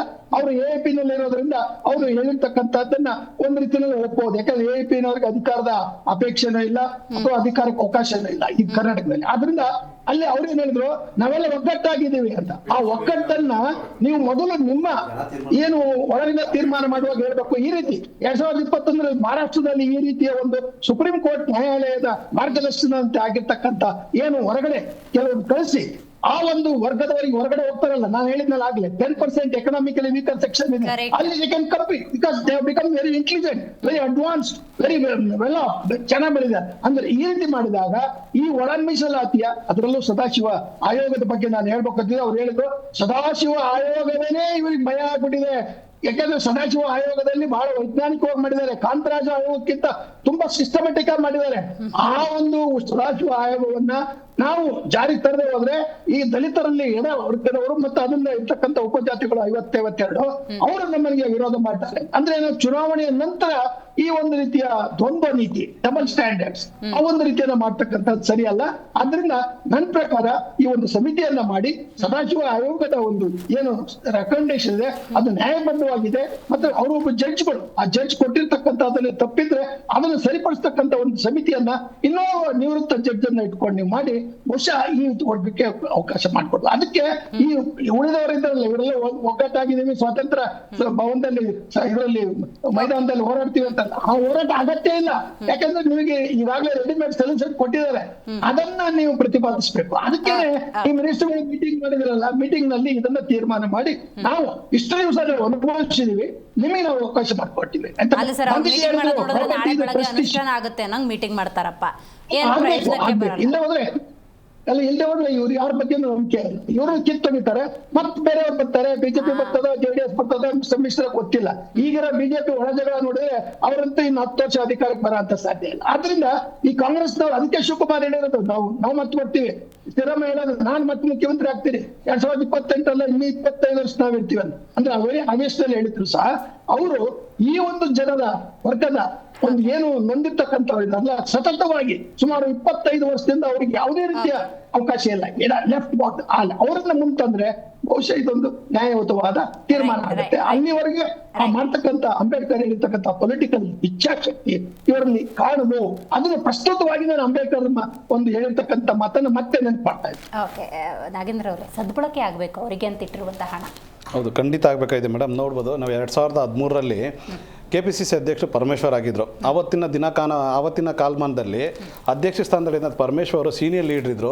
ಆ ಜನಾಂಗದ CM ಆಗಬೇಕಾಯ್ತು, ಅವತ್ತು ಆ ಪಕ್ಷದಲ್ಲಿ CM ಆಗಬೇಕಾಯ್ತು. ಅವತ್ತು 2013ರಲ್ಲಿ ಏನು JDS ಇಂದ ವಲಸೆ ಬಂದಿದ್ರಂತ ಸಿದ್ದರಾಮಯ್ಯವರು ಅವತ್ತು ಅವ್ರ ಕ್ಷೇತ್ರಕ್ಕೆ ಒಂದು ಸಮುದಾಯನೇ ಕಳಿಸಿ ಸಮುದಾಯದ ಮುಖಾಂತರ ಅವ್ರನ್ನ ಸೋಲಿಸ್ಬಿಟ್ಟು ಮೂಲೆ ಗುಂಪು ಮಾಡ್ತಾರೆ.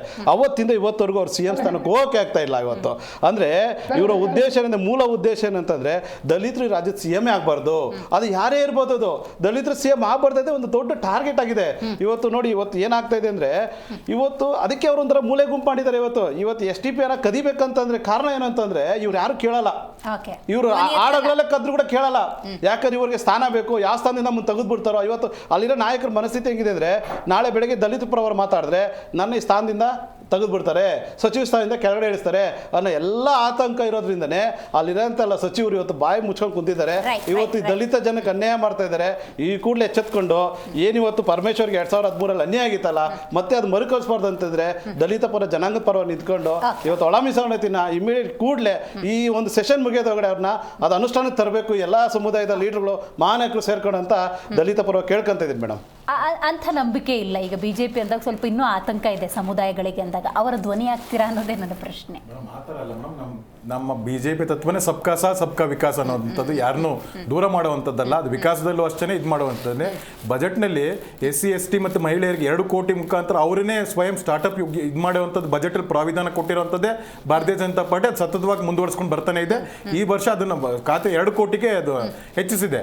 ಆ ಬದ್ಧತೆ ನಮ್ಮಲ್ಲಿದೆ ಮೇಡಮ್. ಆದರೆ ಆ ಬದ್ಧತೆ ಇವ್ರು ಹೇಳ್ತಾ ಇದ್ದಾರೆ ಈ ಒಂದು ಸದನ ನಡಿಬೇಕಾದಾಗಲೇ ಆಗುತ್ತೆ ಅಂತ. ಅದು ಯಾವತ್ತಿಗೂ ಆಗಲ್ಲ ಸರ್ ಅದಲ್ಲಿ. ಯಾಕೆಂದ್ರೆ ಅವರಲ್ಲಿ ಆ ಬದ್ಧತೆ ಇಲ್ಲ. ಅದನ್ನ ಮುಂದೂಡ್ಕೊಂಡು ಹೋಗ್ತಾನೆ ಇರಬೇಕಾಗುತ್ತೆ. ಅದು ಇನ್ನೊಂದು ಚುನಾವಣೆ ವಸ್ತು ಮಾಡ್ಬೇಕನ್ನೋಷ್ಟೇ ಅವ್ರ ಬದ್ಧತೆ ಇರೋದೇ ಹೊರತು ಬೇರೆ ಏನೂ ಅಲ್ಲ. ಹಾಗಾದ್ರೆ ಮಣಿಕಂಠ ಅವರೇ, ಈ ಅಧಿವೇಶನದಲ್ಲಿ ಆಗಿಲ್ಲ ಅಂದ್ರೆ ಸಮುದಾಯಗಳ ಕಥೆ ಏನು ಅಂತ? ಅಲ್ಲಲ್ಲ, ಈಗ ಸರ್ ಹೇಳಿದ್ರು ಸಬ್ಕಾ ಸಾಥ್ ಸಬ್ಕಾ ವಿಕಾಸು, ಬೇಟಿ ಬಚಾವೋ ಬೇಟಿ ಪಡಾವೋ. ಅದೇ ಸಂದರ್ಭದಲ್ಲೇ ಮಹಿಳೆಯರ ಮೇಲೆ ಅತ್ಯಾಚಾರಗಳು ದೌರ್ಜನ್ಯಗಳು ಹೆಚ್ಚಾಗಿದ್ದು. ಒಂದು ಸಮೀಕ್ಷೆ ಹೇಳುತ್ತೆ 54,000 ಮಹಿಳೆಯರ ಮೇಲೆ ಅತ್ಯಾಚಾರ ಆಗಿದೆ, ಅವ್ರ ಮೇಲೆ ರೇಪ್ ಆ್ಯಂಡ್ ಮರ್ಡರ್ ಆಗಿದೆ ಅಂಥೇಳಿ. ಸೊ ಅದಕ್ಕೇನು ಅವರು ಆ್ಯಕ್ಷನ್ ತಗೊಂಡಿದ್ದಾರೆ. ಸಾಲ ನೀವು ಒಂದು ಚರ್ಚೆ ಬಂತಲ್ಲ ನಾವು ಬೆಳವಣಿಗೆ ಈಗೇನು ವಾಟ್ ನೆಕ್ಸ್ಟ್? ಈಗ ಈ ಅಧಿವೇಶನದಲ್ಲಿ ಆಗಲಿಲ್ಲ, ಆ ಸಮುದಾಯದವರ ಸ್ಟ್ಯಾಂಡ್ ಏನು ಅಂತ? ಅಲ್ಲ, ರಾಜ್ಯದಲ್ಲಿ ಎಲ್ಲ ಕಡೆ ಅಲ್ಲೋಲ ಕಲ್ಲೋಲ ಆಗುತ್ತೆ. ರಾಜ್ಯದ ಜನರ ಮೂಲೆಯಲ್ಲಿ ಎದ್ದೊಳ್ತಾರೆ, ಮೂಲೆಯಲ್ಲಿ ಎದ್ದು ಹೋರಾಟವನ್ನು ಮಾಡ್ತಾರೆ. ಈಗ ಶುರು ಮಾಡ್ಕೊಂಡ್ಬಿಟ್ಟಿದ್ದಾರೆ. ಈಗಾಗಲೇ ಶುರು ಆಗೋಗ್ಬಿಟ್ಟಿದೆ. ಈಗಾಗಲೇ ಸಿದ್ದರಾಮಯ್ಯನವ್ರನ್ನ ಏನೋ ಒಂದು ಶವಾದ ಒಂದೇನೋ ಚಟ ಮಾಡಿಕೊಂಡು ನಮ್ಮ ಭಾಸ್ಕರ್ ಪ್ರಸಾದ್ ಅವರು ಇವರೆಲ್ಲ ಶುರು ಮಾಡ್ಕೊಂಡ್ಬಿಟ್ಟಿದ್ದಾರೆ. ಒಂದು ಮಾತು ಹೇಳಿದ್ರು ಅವರು, ಈ ಒಳ ಮೀಸಲಾತಿ ಅನುಷ್ಠಾನ ತರೋವರೆಗೂ ಯಾವುದೇ ಸರ್ಕಾರಿ ಹುದ್ದೆಗಳನ್ನ ಭರ್ತಿ ಮಾಡಲ್ಲ ಅಂತ ಹೇಳಿದ್ರು. ಆ ಸ್ಟ್ಯಾಂಡ್ ಮೇಲೆ ಸಿದ್ದರಾಮಯ್ಯ ನಿಂತ್ಕೊಬೇಕು. ಒಳ ಮೀಸಲಾತಿ ಅನುಷ್ಠಾನಕ್ಕೆ ತಂದು ಅದಾದ್ಮೇಲೆ ಏನು ಬ್ಯಾಕ್ಲಾಗ್ ಹುದ್ದೆಗಳಿಗೆ ಇವರು ಭರ್ತಿ ಮಾಡ್ಬೇಕಂತ ಈ ಮುಖಾಂತರ ಕೇಳ್ಕೊಂತೀವಿ ಮೇಡಮ್. ಜೊತೆಗೆ ತಮ್ಮ ವಾಹಿನಿ ಮುಖಾಂತರ ಒಂದೇ ಒಂದು ಮಾಹಿತಿ ಕೊಡಕ್ಕೆ ಇಷ್ಟಪಡ್ತೀನಿ. ಈ ಒಳ ಮೀಸಲಾತಿ ಜಾರಿ ಮಾಡೋದ್ರಿಂದ ಯಾವುದೇ ಬ್ಯಾಕ್ಲಾಗ್ ಹುದ್ದೆಗಳಿಗಾಗಲಿ, ಕೆನೆ ಪದರಕ್ಕಾಗಲಿ, ಮತ್ತೊಂದಕ್ಕಾಗಲಿ ಯಾವುದೂ ತೊಂದರೆ, ನಿಮ್ಮ SC ಪಟ್ಟಿಯಿಂದ ಒಂದಷ್ಟು ಸಮುದಾಯಗಳನ್ನ ಆಚೆ ತೆಗಿತಾರೆ ಅಂತ ಹೇಳಿ ಭಯಪಡಿಸಿದ್ದಾರೆ. ಅದಾಗಲಿ ಯಾವುದೂ ಆಗೋದಿಲ್ಲ. ಅದು ಸಂವಿಧಾನದಲ್ಲಿ ಬಹುದೊಡ್ಡ ಪ್ರೊಸೀಜರ್ ಇದೆ. ಆರ್ಟಿಕಲ್ 41 ಅದು ತುಂಬಾ ದೊಡ್ಡ ಲಾಂಗ್ ಪ್ರೊಸೀಜರ್ ಇದೆ. ಸೊ ಹಾಗಾಗಿ ಅಂತ ಒಂದು ಏನಾದ್ರು ಗೊಂದಲ ಆಯಿತು ಅಂದರೆ ಅದರಿಂದ ದಯವಿಟ್ಟು ಆಚೆ ಬನ್ನಿ. ನಮ್ಮ ಸಮುದಾಯ ಉದ್ಧಾರಕ್ಕೆ ತಾವೆಲ್ಲರೂ ಒಗ್ಗಟ್ಟಾಗಿ ಅನ್ನೋ ಕೇಳಿ ಇಷ್ಟಪಡ್ತೀನಿ. ರೈಟ್. ನಾಗೇಂದ್ರ ಅವರು, ಮಣಿಕಂಠ ಅವರು, ಯದುಕುಮಾರ್ ಗೌಡ್ರು, ಹಾಗೆಯೇ ಚಂಬಿ ಪುರಾಣಿಕ್ ಸರ್ ಕಾರ್ಯಕ್ರಮದಲ್ಲಿ ಭಾಗಿಯಾಗಿದ್ದಕ್ಕಾಗಿ ಧನ್ಯವಾದಗಳು. ಒಟ್ಟಾರೆ ಒಳ ಮೀಸಲಾತಿ ಅಂದ ಸಂದರ್ಭದಲ್ಲಿ ಯಾವ ಸರ್ಕಾರ ಬಂದರೂ ನಮ್ಮೇನು ಬದುಕು ಬದಲಾಗಲಿಲ್ಲ ಅನ್ನುವಂತಹ ಭಾವನೆಯ ನಡುವೆ ಕಡೆ ಪಕ್ಷ ಬಹುದೊಡ್ಡ ಮ್ಯಾಂಡೇಟನ್ನು ಪಡ್ಕೊಂಡಿರುವಂತಹ ಸಿದ್ದರಾಮಯ್ಯನವರ ಸರ್ಕಾರ ಈ ಸಭೆ ಅಥವಾ ಮೀಟಿಂಗ್ಗಳಲ್ಲಾಗುವಂಥ ಡಿಸ್ಕಷನ್, ಸಚಿವರು ಶಾಸಕರ ಒತ್ತಾಯಕ್ಕೆ ಮಣಿದು ಮೀಸಲಾತಿಯನ್ನು ಅನುಷ್ಠಾನಕ್ಕೆ ಏನಾದರೂ ತಂತು ಅಂತ ಹೇಳಿದ್ರೆ ಖಂಡಿತವಾಗ್ಲೂ ಈ ಸಮುದಾಯಗಳು ಅವ್ರ ಮನೆಯಲ್ಲಿ ಕಾಂಗ್ರೆಸ್ಸನ್ನು ಆರಾಧಿಸ್ತಾರೆ. ಆದರೆ ಒಂದು ಪಕ್ಷ ಈ ಅಧಿವೇಶನದ ಸಂದರ್ಭದಲ್ಲೂ ಕೂಡ ಅದು ಅನುಷ್ಠಾನಕ್ಕೆ ಬಂದಿಲ್ಲ ಅಂತ ಹೇಳಿದ್ರೆ ಕರ್ನಾಟಕದಾದ್ಯಂತ ದಂಗೆ ಹೇಳ್ತೀವಿ ಅನ್ನುವಂಥ ಸೂಚನೆಯನ್ನು ಕೊಟ್ಟಿದ್ದಾರೆ. ನಿರ್ಧಾರ ಸರ್ಕಾರದ್ದು ಅಂತ ಹೇಳ್ತೇವೆ. ಇವತ್ತಿನ ಕಾರ್ಯಕ್ರಮವನ್ನು ಮುಗಿಸೋಣ. ನೋಡ್ತಾ ಇರಿ ಜಿ ಕನ್ನಡ ನ್ಯೂಸ್, ಸತ್ಯವೇ ಸುದ್ದಿಯ ಜೀವಾಳ.